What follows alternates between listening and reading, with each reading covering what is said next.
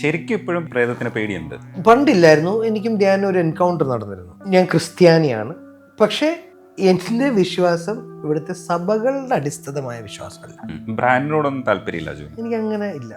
അപ്പോൾ വണ്ടിയൊക്കെ ചൂസ് ചെയ്യുമ്പോൾ ടാക്സി പെട്ടെന്ന് ഒരാൾ വന്ന് എന്നോട് ചോദിച്ചാൽ ഞാൻ കള്ള പറയുള്ളൂ. കാര്യം അയാൾ എൻ്റെ സത്യം അറിയാൻ അർഹിക്കണം ആദ്യം. അപ്പം ഞാൻ മനസ്സുകൊണ്ട് ദൈവമേ വസന്തമാന്ന് എസ്റ്റാബ്ലിഷ്ഡ് ആയല്ലോ. അതെ, എനിക്ക് ഭയങ്കര ഇഷ്ടപ്പെട്ട ഒരു കമന്റ് ഉണ്ടായിരുന്നു, നീ സിനിമയിലൊക്കെ ശ്രമിച്ചുകൂടെ. ഐശ്വര്യ ഇല്ലാത്തോണ്ടാ. വാ പൊന്നപ്പൻ ചേട്ടാ, ഇങ്ങോട്ട് വാ. ഈ മേരി ചതിക്കുന്നത് ഈ തെണ്ടി കാരണമാകുമ്പോ ഈ ഫ്രോഡുകളുടെ ഒരു ക്യാപ്സൂളാണ്. റോണക്സ് ഒരു ഊള ഫ്രഞ്ച് ബിയേർഡ് വെച്ച് തന്ന് ഒരു മുടി ഒരു വിഗൊക്കെ വെച്ചിട്ട് ഇട്ടിട്ട് മിഥുൻ പറഞ്ഞ ഒരു ഇച്ചിരി ഒന്ന് ഇളകി ഒന്ന് ചെയ്യണം എന്ന് പറഞ്ഞപ്പോൾ പ്രത്യേകിച്ച് വിനായക് ശശികുമാർ എന്ന് പറയുന്നത് കൃഷ്ണ കൃഷ്ണ എഴുതിയത് വെച്ച് മാത്രമൊന്നും അളക്കേണ്ട ഒരു വ്യക്തിയല്ല. കട്ട് തിന്നുന്നു, പെണ്ണ് അല്ലേ, കുസൃതി ചെയ്യുന്നു, ഡ്രസ്സ് എടുത്തോണ്ട് പോകുന്നു. അല്ല, അന്ന് ഞാൻ ഒറ്റയ്ക്ക് മദ്യപിക്കാൻ ഇഷ്ടപ്പെട്ടിരുന്നു. ഒന്ന് വിനീതും ഇവരും ഞാനും ഇങ്ങനെ ബേസിൽ ഇവരൊന്നും അടിക്കത്തില്ല. അപ്പൊ എന്റെ കൂടെയുള്ള അലമ്പൻ ഞാൻ തന്നെ മാത്രം. അജുവിനെ തിരിച്ചു ട്രോളാൻ പറ്റും. ഓ പിന്നെന്താ, അത് ഇപ്പോഴേ ഞാൻ ഒരുത്തിനെ ധ്യാന്റെ സ്വഭാവങ്ങൾ കാണുന്നു. ഇവൻ ഇന്റർവ്യൂവിൽ വന്ന ഇവൻ എന്നെ കീറി ഒട്ടിക്കാനുള്ള എല്ലാ ചാൻസും ഉണ്ട്. അവനിലത് ഞാൻ കാണുന്നുണ്ട്. യാതൊരു പ്രയോജനമില്ലാത്ത കുറെ എണ്ണങ്ങളും ബാക്കിയുള്ളവരെ ദ്രോഹിക്കാൻ വേണ്ടി. അധ്യാപകര് അവസാന വാക്കാണെന്ന് വിശ്വസിക്കുന്നത് യഥാർത്ഥ അധ്യാപകരാവില്ല. ഈ പറഞ്ഞ ടീം എന്റെ ഉള്ളിലെ ഒരു ആക്ടർ ഈഗോ കില്ല് ചെയ്ത വ്യക്തികൾ. ഇറിറ്റേഷൻ വരില്ല എന്നൊന്നും ഞാൻ പറയുന്നില്ല. 10-20 ടേക്ക് വിളിച്ചതിന്റെ 21 വിളിക്കുമ്പോൾ നമുക്ക് ഇവനെ വേറെ പണിയൊന്നുമില്ലേ തോന്നും. തട്ടത്തിൻ മറയത്തിന്റെ പോസ്റ്റർ ചെയ്യുമ്പോൾ എന്റെ മുറിയിൽ താമസിച്ചിരുന്നതാണ്. സാജൻ ബേക്കറി ചെയ്തു, സായന വാർത്തകളിനെ അഭിനയിച്ചു, അങ്ങനെ കേരളാചാരി വരെയാണ്. അദ്ദേഹത്തിന്റെ ചില വട്ടുകൾ എനിക്ക് ഭയങ്കര ഇഷ്ടമാണ്. ഈ മനുഷ്യരെല്ലാം കുരങ്ങന്മാരിന്ന് ഉണ്ടായെന്നുള്ളതിന്റെ ഏറ്റവും വലിയ തെളിവ്. ഇപ്പൊ ഞാൻ ചന്തുവിനോട് ഇതേപോലെ പറയുന്നത്, എനിക്ക് പൂർണ്ണമായിട്ട് അത് മനസ്സിലായില്ലെങ്കിലും നീ ചെയ്തെന്തോ വലിയ കാര്യമാണെന്ന് ഞാൻ മനസ്സിലായി. കാര്യം സ്റ്റേറ്റ് അവാർഡും കിട്ടി. അച്ഛൻ അയാൾ വളരെ ബുദ്ധിയുള്ളൊരു വെരി പ്രാക്ടിക്കൽ വ്യക്തിയാണ്. അയാൾക്ക് മുണ്ട് കംഫർട്ടബിൾ ആകാൻ കാര്യം എന്ന് വെച്ചാൽ അയാൾക്ക് പാൻറ് അല്ലെങ്കിൽ എല്ലാ ആഴ്ച മാറ്റേണ്ടി വരും. ശ്രദ്ധിക്കുമല്ലോ. അത് കുഞ്ഞിരാമായണം ചെയ്യുമ്പോൾ ആദ്യമായിട്ട് ഒരു കറുത്ത മുണ്ട് എന്നെ നിർത്തോണ്ട് പോയത്. അജു വർഗീസാണ് നമുക്കിപ്പോൾ ഉള്ളത്. ഹായ് അജു. ചേട്ടാ നമസ്കാരം. സ്ഥാനാർത്ഥി ശ്രീകുട്ടൻ കണ്ടു, സ്വർഗം കാണാൻ പറ്റിയില്ല. സ്ഥാനാർത്ഥി ശ്രീകുട്ടനെ കുറിച്ച് പറഞ്ഞു തുടങ്ങാം നമുക്ക്. ചെറിയൊരു പടമാണെന്ന് തോന്നിക്കുന്ന രീതിയിലുള്ള ഒരു പടം, പക്ഷെ വലിയ വലിയ സന്ദേശങ്ങൾ.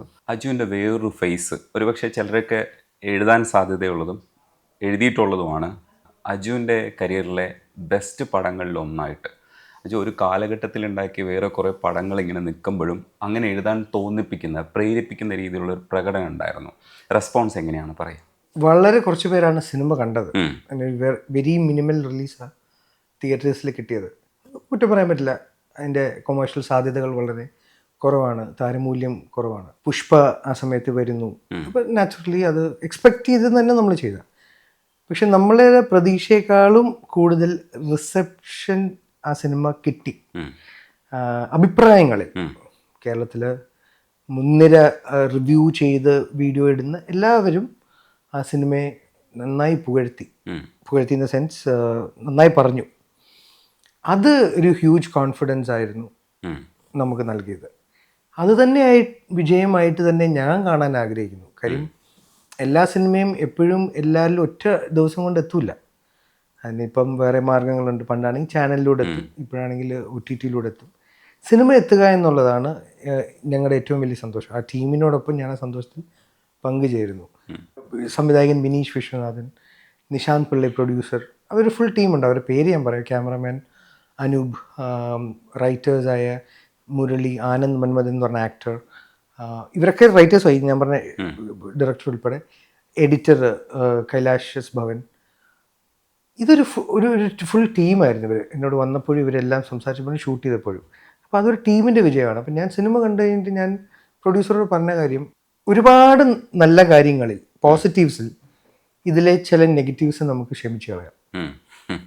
പ്രേക്ഷകർ എന്നോട് ചിലർ വളരെ ക്രിട്ടിക്കലായിട്ട് അനലൈസ് ചെയ്യുന്നവർ എന്നോട് പറഞ്ഞ ഒരു കാര്യമാണ്.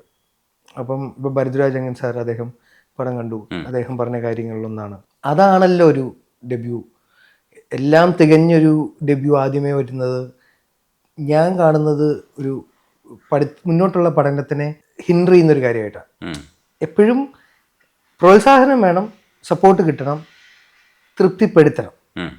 ഏറ്റവും best should be kept for the last. അപ്പോൾ അത് അങ്ങനെ നോക്കുമ്പോൾ സ്ഥാനാർത്ഥി ശ്രീകുട്ടൻ ഞങ്ങളുടെയൊക്കെ കരിയറുകളിൽ ഇപ്പോഴത്തെ ഒരു സ്റ്റെപ്പിൽ നിന്ന് ഒരു സ്റ്റെപ്പ് കൂടെ വെക്കാൻ കാരണമായി ഒരു സിനിമയെ തീർച്ചയായിട്ടും ഉണ്ടാകും. കുട്ടികളുടെ ക്യാരക്ടേഴ്സിൻ്റെ സെലക്ഷൻ എന്ന് പറയുന്നത് സൂപ്പർബായിരുന്നു. അതിപ്പോൾ ശ്രീകുട്ടനായാലും അമ്പാടിയുടെ സ്വഭാവം നമുക്ക് പെട്ടെന്ന് മനസ്സിലാവും. നമ്മൾ ഇതേപോലെ ഒരു കുട്ടിയെ നമ്മുടെ കൂടെ കണ്ടിട്ടുണ്ട്, നമ്മുടെ ക്ലാസ്സിൽ ഉണ്ടായിട്ടുണ്ടെന്ന് പറയുന്നത്. പിന്നെയാണ് ഈ അധ്യാപകൻ്റെ ഒരു സ്വഭാവം. ചില അധ്യാപകരുണ്ട്, ചിലരെ നമ്മൾ പിൽക്കാലഘട്ടത്തിൽ നല്ലവരെന്ന് വിളിച്ചു, കാരണം അത്തരത്തിലുള്ള മാനറിസം ഉണ്ടെങ്കിലും നമ്മളെ പഠിക്കാൻ സഹായിച്ച ഒരാളെന്നുള്ള അർത്ഥത്തിൽ നമ്മൾ പിന്നീട് നന്നായി കണ്ടു. പക്ഷേ അതേ സംബന്ധിച്ച് ഒരു ഒബ്സർവേഷൻ കൂടെ ഉള്ളതെന്ന് പറഞ്ഞാൽ ഒരു ഗുരു ഒരു ഗൈഡ് മാത്രമായിരിക്കുന്ന ഒരു കാലഘട്ടമാണ് ഇപ്പോൾ. അതും ഗൂഗിൾ പോലെ ഒരു ഗൈഡാണ്, അല്ലെങ്കിൽ ഗൈഡൻസ് ആണ് നമുക്ക് ആവശ്യം. ഗുരു ഒരു അവസാന വാക്കല്ല. നമ്മളെ ഗൈഡ് ചെയ്യുന്ന ഒരാളിനപ്പുറത്തേക്ക് നമ്മളെ ഫോക്കസ് പോയിന്റിലേക്കൊക്കെ എത്തിക്കാൻ സഹായിക്കുന്ന ഒരാളാണ്. പക്ഷേ ചിലപ്പോഴൊക്കെ ഗുരു അവസാന വാക്കായിട്ട് ആൾക്കാർ ചിത്രീകരിക്കുന്നുണ്ട്. അധ്യാപകർ ഒരിക്കലും അവസാന വാക്കല്ല.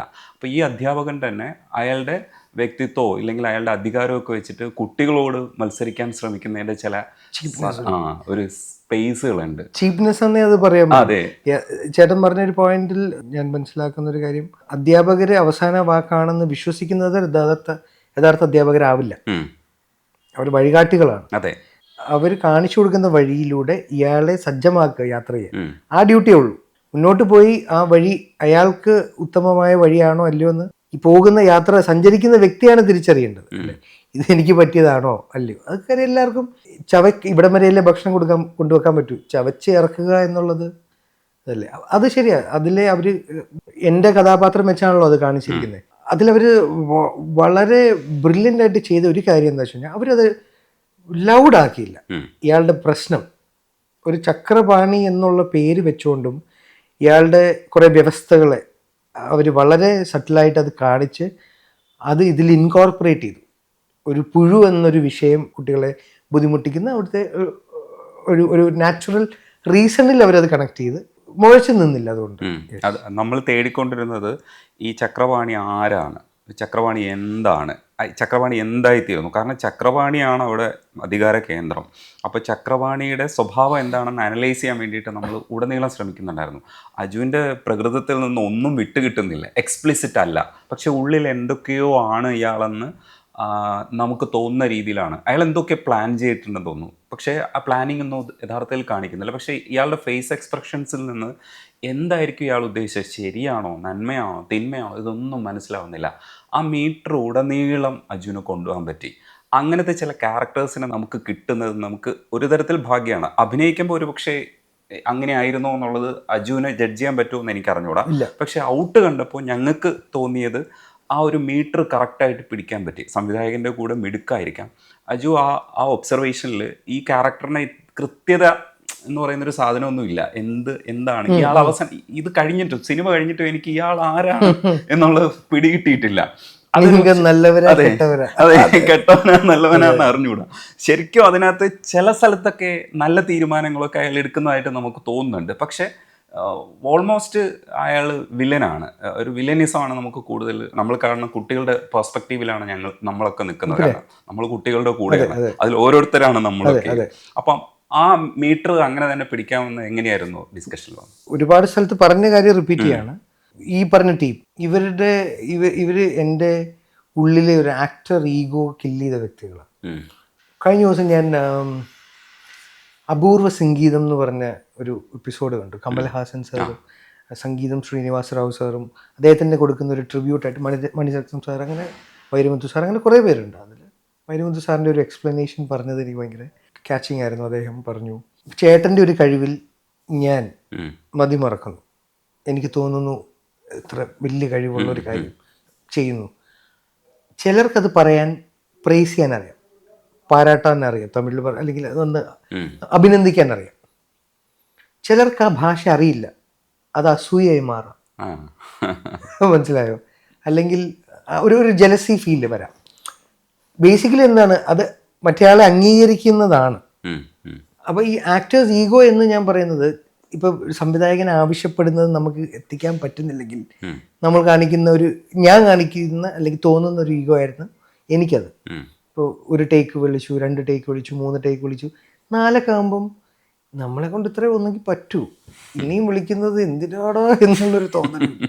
അല്ല, ചിലപ്പോൾ നമ്മൾ ജെന്യുവനായിട്ടും എന്തോ ഭാഗ്യം കൊണ്ടൊരു നമുക്ക് തോന്നുന്നു ഇതിന് കറക്റ്റ് രീതി ഇതാണ്, എന്നാൽ ഒന്നുകൂടെ വിളിക്കുന്നത് എന്തിനാ എന്നുള്ളൊരു സംശയം ഉണ്ടാവും.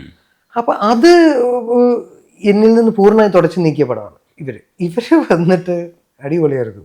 ഞാനിപ്പം എന്താ ശ്രീകുട്ട ഇന്ന് ക്ലാസ്സിൽ എന്താ നീ പുറത്തേക്കുന്നത് എന്ന് ചോദിച്ചു കഴിഞ്ഞാൽ, കട്ട് വിളിച്ച് കഴിഞ്ഞാൽ ഇവർ വരും. ഇതിൽ ഈ പറഞ്ഞ പിള്ളേരൊക്കെ വന്നിട്ട്, ചേട്ടാ അതൊരു കാര്യം ചെയ്യാം, ഒന്ന് ചൂണ്ടി ചോദിക്കാമോ, എന്താ ശ്രീകുട്ട ഇന്നെന്ത് പറ്റി, അപ്പം അതെടുത്തേക്ക് എടുക്കും.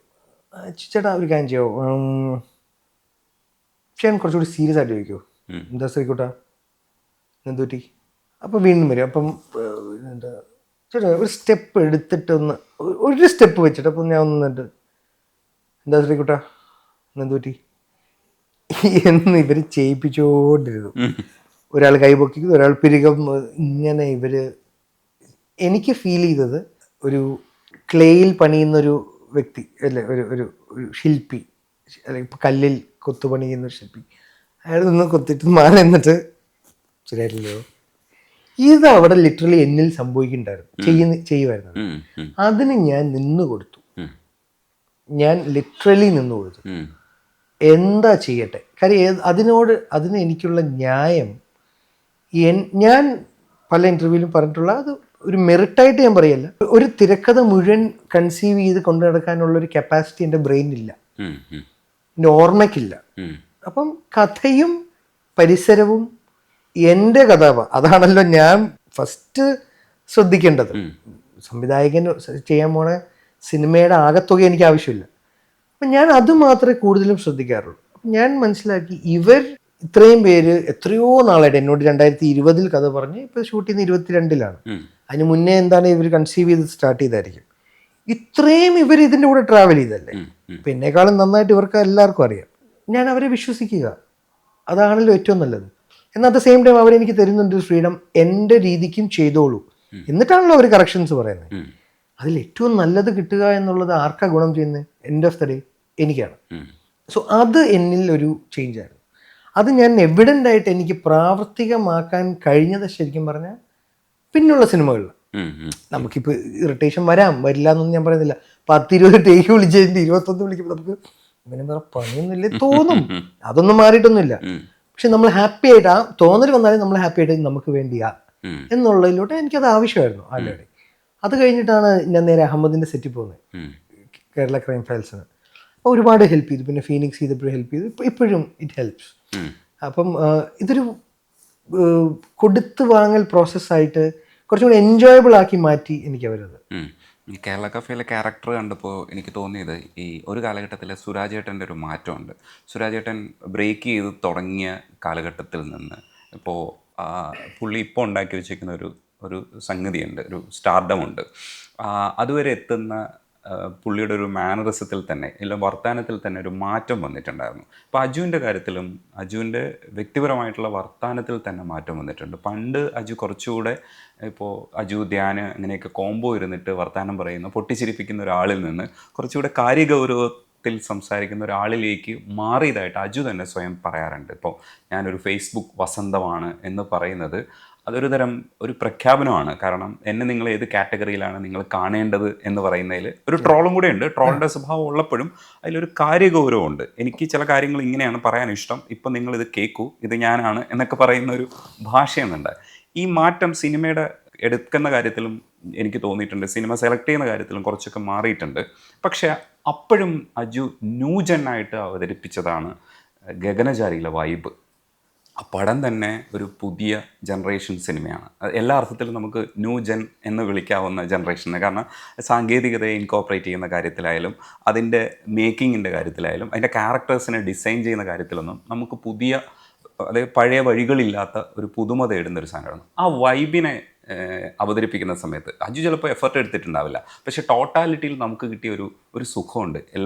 നിങ്ങളെല്ലാവരും കൂടെ ചേർന്നുണ്ടാക്കിയ കുറേ കോമഡി ഉണ്ട്. അത് അങ്ങനെ തന്നെ വരുമെന്ന് അജുവിന് പ്ലാൻ ചെയ്യുമ്പോൾ അറിയായിരുന്നു.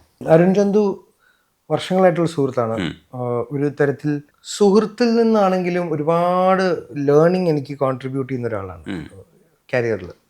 പുള്ളിയുടെ ഒരു എസ്തറ്റിക് സെൻസും പുള്ളിയുടെ ഒരു മ്യൂസിക്കിനെ കുറിച്ചുള്ള ധാരണയും ഒക്കെ നമുക്ക് സംസാരിക്കാൻ ഒരുപാട് ടോപ്പിക്സ് ഉണ്ട്. തട്ടത്തിൻ മറയത്തിൻ്റെ പോസ്റ്റർ ചെയ്യുമ്പം എൻ്റെ മുറിയിൽ താമസിച്ചിരുന്ന ആളാണ്. അപ്പം സാജൻ ബേക്കറി ചെയ്തു, സായന വാർത്തകളിനെ അഭിനയിച്ചു, അങ്ങനെ ഗഗനാചാരി വരെയാണ്. അപ്പം അദ്ദേഹത്തിൻ്റെ ഈ ഞാൻ ഇതും പറഞ്ഞിട്ടുള്ള അവൻ്റെ ചില വട്ടുകൾ എനിക്ക് ഭയങ്കര ഇഷ്ടമാണ്. ആ വട്ടുകളുടെ ഫാനാണ് ഞാൻ. അപ്പം ഇതും അങ്ങനെ വന്നൊരു അവർ കോവിഡിൻ്റെ സമയത്ത് പ്ലാൻ ചെയ്ത് സാജൻ ബേക്കറിയുടെ പോസ്റ്റ് പ്രൊഡക്ഷൻ സമയത്ത് പ്ലാൻ ചെയ്തൊരു ടീമാണ്. അരുൺ ചന്ദും സായും കൂടെ ഇങ്ങനെ ഡിസ്കസ് ചെയ്ത് അവരവിടെ ചെയ്യുന്നുണ്ട്. ഞാനവിടെ ബോധറിയാതെ സാജൻ്റെ വർക്ക്സ് ഉണ്ടായിരുന്നു. അപ്പം എന്നെ ഒരു ക്യാരക്ടർ പുള്ളി ഏൽപ്പിക്കുമ്പം എനിക്ക് ഒരു കോൺഫിഡൻസ് പുള്ളിയിലുള്ളത്, എന്നെ നന്നായി അറിയാവുന്നതുണ്ട്, എൻ്റെ ചേഷ്ടകൾക്ക് പുള്ളിക്ക് നല്ല ധാരണയുണ്ട്, എങ്ങനെ ഏത് എക്സ്ട്രാക്ട് ചെയ്യണമെന്ന്. ഗഗനചാരിയുടെ കേസിൽ ഞാൻ വൈബ് മാത്രമേ കോൺസെൻട്രേറ്റ് ചെയ്തിട്ടുള്ളൂ. പുള്ളി പറയുന്നത് ചെയ്തു. അവൻ്റെ അടുത്ത് പിന്നെ ഞാൻ തർക്കിച്ചാലും ചെയ്യും. അത് അറിയാവുന്നത് കൂടെ തർക്കിക്കും, ഞാൻ തർക്കിക്കും. എൻ്റെ തർക്കത്തിന് ന്യായമുണ്ടെങ്കിൽ അത് പുള്ളി എടുക്കാറുണ്ട്. അതുകൊണ്ട് തന്നെ അത് ഹെൽത്തിയാണ്. ഇതിൽ വന്നപ്പോൾ എനിക്ക് ക്ലൂലെസ് ആണ് ഇതിൻ്റെ കാര്യം. ഷൂട്ട് ചെയ്യുന്ന സമയത്ത് ഇതൊന്നും ഇല്ലല്ലോ, ഡയലോഗ്സ് മാത്രമേ ഉള്ളൂ, ബാക്കിയൊക്കെ പിന്നെ പോസ്റ്റിൽ VFXലും വരുന്നതാണല്ലോ. അപ്പോൾ അതുകൊണ്ട് തന്നെ എനിക്ക് ഇതിൻ്റെ ടെറൈൻ ഭയങ്കര പരിചിതമല്ലായിരുന്നു. ഞാൻ അങ്ങനത്തെ അധികം സിനിമകൾ കണ്ടിട്ടില്ല. പക്ഷെ എനിക്കറിയാം ഇത് ഫ്യൂച്ചറാണ്. നമുക്ക് പരിചയമില്ലാത്ത ഒരു സിനിമ വ്യൂയിങ് ഓഡിയൻസിലോട്ട് കണക്ട് ആവുന്ന ഒരു സിനിമയാണെന്നുള്ള ധാരണ ഇവരെ എനിക്ക് തന്നു, നന്നായി തന്നു. Which was convincing. എന്നാൽ അതിനോടൊപ്പം ഭാഗമാകുക, അതേ ഉള്ളൂ. പല സാധനങ്ങളും എനിക്ക് ഷൂട്ടിംഗ് അല്ല, പടം പിന്നെ കണ്ടപ്പോൾ ഒക്കെ എനിക്ക് മനസ്സിലാവാത്തതൊക്കെ ഉണ്ടായിരുന്നു. പക്ഷെ ഇതൊക്കെ റിസീവ് ചെയ്തിട്ട് ഈ നോൺ മലയാളി ഓഡിയൻസിൽ നിന്ന് വരുന്ന റെസ്പോൺസ് ഒക്കെ എന്നെ ഭയങ്കര അതിശയിപ്പിച്ചു. കേരളത്തിൽ അങ്ങനത്തെ ഒരു ബിഗ് ക്രൗഡ് ഉണ്ടെന്നുള്ള കാര്യം ഞാൻ അപ്പോഴാണ് ഓർത്തത്. മിഥുൻ മാനുവൽ തോമസ് അവെഞ്ചേഴ്സിന് രാവിലെ 6 മണിക്ക് എന്തോ 5 മണിക്ക് എന്തോ ഫാൻ ഷോ കാണാൻ പോയിരുന്നു. ഞാൻ അങ്ങനത്തെ ഭയങ്കര ഒരു രാവിലെ അങ്ങനെ പോയി കാണുന്ന ഒരാളല്ല. പക്ഷെ ആ ജോണർ സിനിമയ്ക്ക് ഈ ഇത്രയും ക്രൗഡും ഓഡിയൻസും ലവേഴ്സും ഉണ്ടെന്നുള്ളത് ഗഗനചാരിയിലൂടെ ഞാൻ തിരിച്ചറിഞ്ഞു. പ്രത്യേകിച്ച് മറ്റ് ഭാഷകളിലെ ഓഡിയൻസസ് നിന്ന്. അത് എനിക്ക് ഭയങ്കര സർപ്രൈസിങ് ആയിരുന്നു. ഇപ്പം ഞാൻ ചന്തുവിനോട് ഇതേപോലെ പറയുന്നത്, എനിക്ക് പൂർണ്ണമായിട്ട് അത് മനസ്സിലായില്ലെങ്കിലും നീ ചെയ്തെന്തോ വലിയ കാര്യമാണെന്ന് ഞാൻ മനസ്സിലായി. കാര്യം സ്റ്റേറ്റ് അവാർഡും കിട്ടി. അപ്പോൾ ഞങ്ങളൊക്കെ തിയേറ്ററിൽ ഉള്ളു തുറന്ന് പൊട്ടിച്ചിരുന്ന ആണല്ലേ, ഭയങ്കര രസമായിരുന്നു. എന്ന് വെച്ചാൽ പുതുമയാണല്ലോ, പുതുമ കാണുമ്പോഴത്തേക്കും നമുക്ക് അതിൻ്റെയും കൂടെ ഒരു അഡ്രിനൽ റഷ് ഉണ്ടായിരുന്നു. അത്രയ്ക്കും രസമായിരുന്നു. എസ്തെറ്റിക്സിൽ നല്ല സെൻസ് ഉള്ള ആളാണ്. പിന്നെ ഞാൻ ബേസിക്കലി എന്നെ കാണുന്ന ടൂളാണ്. ഇപ്പം ഈ ചെയർ ഈ ഒരു ഫ്രെയിമിൽ തരുന്ന പ്രോപ്പർട്ടി ഇൻ്റലിജൻസോ അല്ലെങ്കിൽ കോമൺ സെൻസോ ഉള്ളൊരു പ്രോപ്പർട്ടി. അതാണ് ഞാൻ എന്നെ കാണുന്ന ഒരു ആക്ടർ അല്ലെങ്കിൽ ഒരു ഫ്രെയിമിൽ വരുന്ന വ്യക്തിയായിട്ട്. ഇതിൽ നിന്ന് വ്യത്യാസമുള്ളത് ഒരു കോമൺ സെൻസ് ഉണ്ടാവാം അല്ലേ, അതേ ഉള്ളൂ. അല്ലാതെ ഒരു ഡയറക്ടറിന്റെ പ്രോപ്പർട്ടി ആയിട്ട് തന്നെ ഞാൻ എന്നെ കാണാറുള്ളൂ. ഇപ്പോൾ മലർവാടി ആർട്സ് ക്ലബ്ബ് കാല് പൊക്കി ഇനി ചേട്ടൻ കാല് പൊക്കി വെച്ചിട്ട് പൊളിറ്റിക്കൽ സ്റ്റേറ്റ്മെന്റ് അതല്ല ട്രോളാൻ വേണ്ടിയിട്ടിരിക്കുകയാണ് കേട്ടോ, ട്രോളരുത്.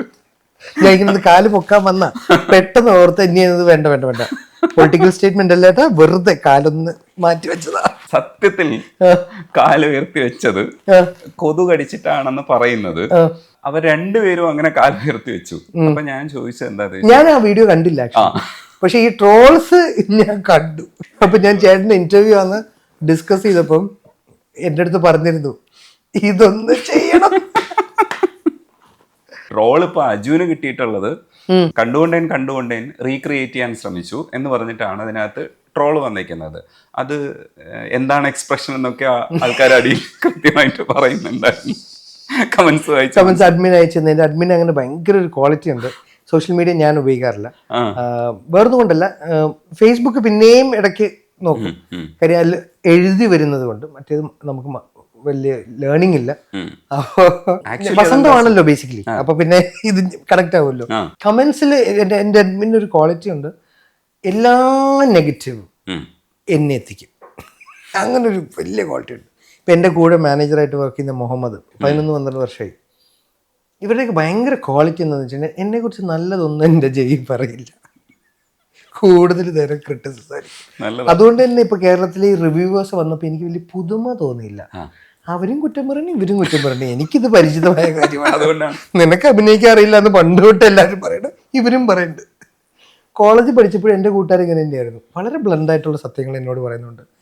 അപ്പം ഈ കണ്ടുകൊണ്ടേനെന്ന് പറയുന്നത് എൻ്റെ അതിൻ്റെ അതർ സൈഡ് പറഞ്ഞ പവിത്രം പക്ഷേ എന്നൊക്കെ പറയുന്ന മഹാ ബ്യൂട്ടിഫുൾ റൊമാൻസ് ഉള്ള സിനിമകളായിട്ട് ഞാൻ കാണുന്നു. ഒരു റിലേഷൻഷിപ്പിൻ്റെ ഒരു ക്ലൈമാക്സ് അല്ലേ, അതിൻ്റെ പീക്കിൽ നിൽക്കുന്ന സിനിമകളിൽ ത്രില്ലായി പോയി ഒരു 24 വർഷം മുന്നേ ഇറങ്ങി, 23 വർഷം മുന്നേ ഇറങ്ങിയ പടമാണ് കണ്ടുകൊണ്ട്, എൻ്റെ ഓർമ്മ ശരിയാണെങ്കിൽ 2000 ആണെന്ന് തോന്നുന്നു. അന്ന് തൊട്ട് ഇന്ന് വരെ എൻ്റെ ഫോണിൽ ഈ ക്ലിപ്പ് സേവ്ഡാണ്. അന്ന് ഫോണില്ല, ഫോൺ വന്ന കാലം ഡൗൺലോഡ് ചെയ്യാവുന്ന കാലം തൊട്ട്. പണ്ടൊക്കെ നമുക്ക് ഇത് കാണണം, VCR കാണണം, പിന്നെ നമുക്ക് യൂട്യൂബ് വന്നപ്പോൾ അതിൽ കാണാൻ തുടങ്ങി. ഇപ്പോൾ നമുക്ക് എടുത്തു വെക്കാൻ നോക്കുമ്പോൾ ഞാൻ വെച്ചിട്ടുള്ളൊരു ഫോണിലൊരു ക്ലിപ്പാണിത്. ബിക്കോസ് ഹൈറ്റ്സ് ഓഫ് റൊമാൻസ് ആണ് അതിൽ ബാല എന്ന് പറഞ്ഞ ക്യാരക്ടറായി മമ്മൂക്ക ജീവിച്ചേക്കുന്നത്. അപ്പോൾ അത് എന്നിൽ അത്രയും ഇംപ്രഷൻ ക്രിയേറ്റ് ചെയ്തിട്ടുണ്ട് ആസ് എ ഫാൻ. അപ്പോൾ ഈ ടോപ്പിക്ക് വന്നപ്പോൾ നാച്ചുറലി കോമാളിത്തരങ്ങൾ കാണിച്ച് ചളിയാവുന്നു, ആൾക്കാർക്ക് വെറുപ്പുണ്ടാവുന്നു എന്നൊക്കെ പറഞ്ഞു തുടങ്ങിയത് കൊണ്ട് അപ്പോൾ അതൊക്കെ നേരത്തെ പറഞ്ഞ പോലെ സുരാജേട്ടൻ ആൻഡ്രോയിഡ് ഒക്കെ ചെയ്തപ്പോൾ ഭയങ്കര ഇൻസ്പയറിംഗ് ആണ്. കാര്യം പുള്ളി നമ്മുടെ മുന്നിൽ നമ്മൾ നോക്കിക്കാണുന്ന ഞങ്ങളുടെ മലർവാടി തൊട്ടിന് ഗുരുക്കന്മാരായി കാണുന്ന ഒരു വ്യക്തിയാണ്. അപ്പോൾ എനിക്ക് ഭയങ്കര കൊതിയാണ് സീരിയസ് വേഷങ്ങൾ എല്ലാവരും ചെയ്യണമെന്ന് പറഞ്ഞപ്പോൾ ഇതൊക്കെ പഠിക്കണ്ടേ, ഇതൊക്കെ കോപ്പി അടിക്കാതെ വേറെ വഴിയില്ലല്ലോ, ആദ്യമൊക്കെ പഠിക്കാതെ. അപ്പോൾ അങ്ങനെ ഒരു ചർച്ചകളിൽ ഇതിനൊരു വാശിയോ എന്തോ വന്ന് ഇത് ഞാൻ ചെയ്യാമെന്ന് ചെയ്തതാണ്. ഇത് ഷൂട്ട് ചെയ്ത് വെച്ചത് അരുൺ ചന്തു ആണ്, സാജൻ ബിഗർ ഡയറക്ടർ. ഭഗത്തും ഉണ്ട് അവിടെ. കാരണം അവിടുത്തെ ഒരു ഡിസ്കഷൻ്റെ ഇടയ്ക്കാണ് ഈ ഒരു ടോപ്പിക് വന്നത്. ഇത് പക്ഷേ ഞാൻ മറന്നുപോയി. കഴിഞ്ഞ വർഷമോ അതിന് മുമ്പിലത്തെ വർഷം എന്തോ ചെയ്തതാണ്. ഈ 14 വർഷം ഈ അടുത്ത് മനോരമയിൽ ഒരു ഫീച്ചർ വന്നപ്പം, നമ്മുടെ സുഹൃത്ത് ജെറിൻ ഫീച്ചർ ചെയ്തപ്പം ഈ ക്യാപ്ഷൻ ഇട്ടിട്ട് അവൻ അതിനെ അങ്ങനെ ആക്കി. ഇത് ഞാൻ അറിഞ്ഞില്ല. എന്നെ വിളിച്ചിട്ട് പറഞ്ഞു അഡ്മിനോടൊന്ന് പറ കൊളാബ് ഇട്ടിട്ടുണ്ട് അക്സെപ്റ്റ് ചെയ്യാൻ. അപ്പം പിന്നെയാണ് ഞാനിത് അറിയുന്നത്. അപ്പം ആദ്യം ഞാനൊന്ന് ഭയന്നു, ഇതിനെ റോങ് ആയിട്ട് റീഡ് ചെയ്യാം അല്ലേ. എനിക്കുറപ്പല്ല ഇത് മത്സരിച്ചാൽ ഒരിക്കലും എത്താൻ പറ്റാത്തൊരു ബാലികേറാ മലയാന്ന് എനിക്കറിയാമല്ലോ, ഞാൻ അത്ര മണ്ടനല്ലല്ലോ. പക്ഷേ നമുക്കിരിക്കുന്ന എല്ലാം ബെസ്റ്റ് ആയതുകൊണ്ട് നമുക്കിതൊക്കെ എടുത്ത് ചുമ്മാ ഒന്ന് വായിച്ചു നോക്കാമല്ലോ, അല്ലെങ്കിൽ പ്രാക്ടീസ് ചെയ്ത് നോക്കാമല്ലോ, അതിന് അത്രേ ഉള്ളൂ. പക്ഷേ ഓഡിയൻസ് ഭാഗ്യത്തിന് അതിനെ റോങ് ആയിട്ട് എടുത്തില്ല. അവരതിൻ്റെ ഫൺ സൈഡേ കണ്ടുള്ളൂ. എനിക്ക് ഭയങ്കര ഇഷ്ടപ്പെട്ട ഒരു കമന്റ് ഉണ്ടായിരുന്നു, ഇനി സിനിമയിലൊക്കെ ശ്രമിച്ചുകൂടെ. പിന്നെ ഐശ്വര്യ ഇല്ലാത്തോണ്ടാ. അതെ, ഐശ്വര്യയും കൂടെ ഉണ്ടായിരുന്നെങ്കിൽ അത് ഇത് കഴിഞ്ഞപ്പോൾ നിവിൻ എന്നെ വിളിച്ചൊരു ഐഡിയ പറഞ്ഞു. ആ സാധനം എനിക്ക് ഇഷ്ടമായി. ഇത് നമ്മൾ ഇതിനു വേണ്ടി ചെയ്തല്ലോ, വേറൊരു കോണ്ടെക്സ്റ്റിൽ ചെയ്തതിനെ ഇങ്ങനെ പ്രസന്റ് ചെയ്തല്ലോ എഡിറ്റിലൂടെ. ഇപ്പൊ നിവിൻ ഇത് കണ്ടിട്ട് എന്നെ വിളിച്ചിട്ട് പറഞ്ഞു, വേറൊരു ആംഗിൾ പറഞ്ഞു, വേറൊരു കണ്ടന്റ്. അപ്പൊ ഞാനത് ചിലപ്പോൾ ചെയ്യും.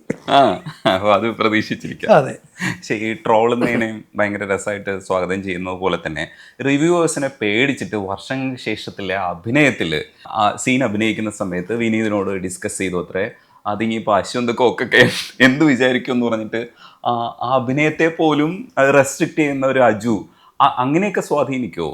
ഞാൻ അദ്ദേഹത്തിന്റെ റിവ്യൂസിന് അത്യാവശ്യം ചേർന്ന് പോകുന്ന എൻ്റെ റിവ്യൂസ്, നിങ്ങൾ ഒപ്പത്തിനൊപ്പമാണ്. എൻ്റെ റിവ്യൂവും പുള്ളിയുടെ ഒക്കെ ചെറുതായിട്ട് മാച്ച് ആയി പോകാറുണ്ട്.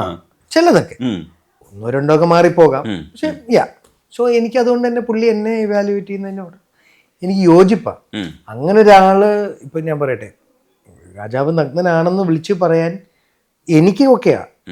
So it will help me കുറച്ചും കൂടി ഫോക്കസ് ചെയ്ത് വർഷങ്ങൾക്ക് ശേഷത്തിന് അത്രയും മതി എന്നുള്ളത് എൻ്റെ ഒരു മുൻവിധി. ഇതുകൊണ്ട് വരാൻ കാര്യം എന്ന് വെച്ചാൽ പ്രേക്ഷകർക്ക് വേണ്ടിയാണല്ലോ നമ്മൾ സിനിമ എടുക്കുന്നത്. ഞാൻ ഭാഗമാവുന്നത് എല്ലാ സിനിമയെന്നും ഞാൻ പറയുന്നില്ല, ഭാഗമാവുന്ന കൊമേഴ്ഷ്യൽ സിനിമകൾ ഓഡിയൻസസിന് വേണ്ടിയിട്ടാണ്. അവരെ തൃപ്തിപ്പെടുത്താൻ അല്ലെങ്കിൽ പിന്നെ നമ്മൾ അതിൽ ഭാഗമാവണ്ടല്ലോ, നമ്മളിവിടെ ഇല്ലല്ലോ, നമുക്ക് പ്രസക്തി പോലും ഇല്ല. അപ്പോൾ അവിടെ ഒരാൾ സെൻസിബിളായിട്ടെന്ന് എനിക്ക് തോന്നിയ എന്നെ അനലൈസ് ചെയ്ത് പറയുന്ന കാര്യങ്ങളിൽ ഞാൻ അതിൽ നിന്ന് പിക്ക് ചെയ്തെന്ന് മാത്രം.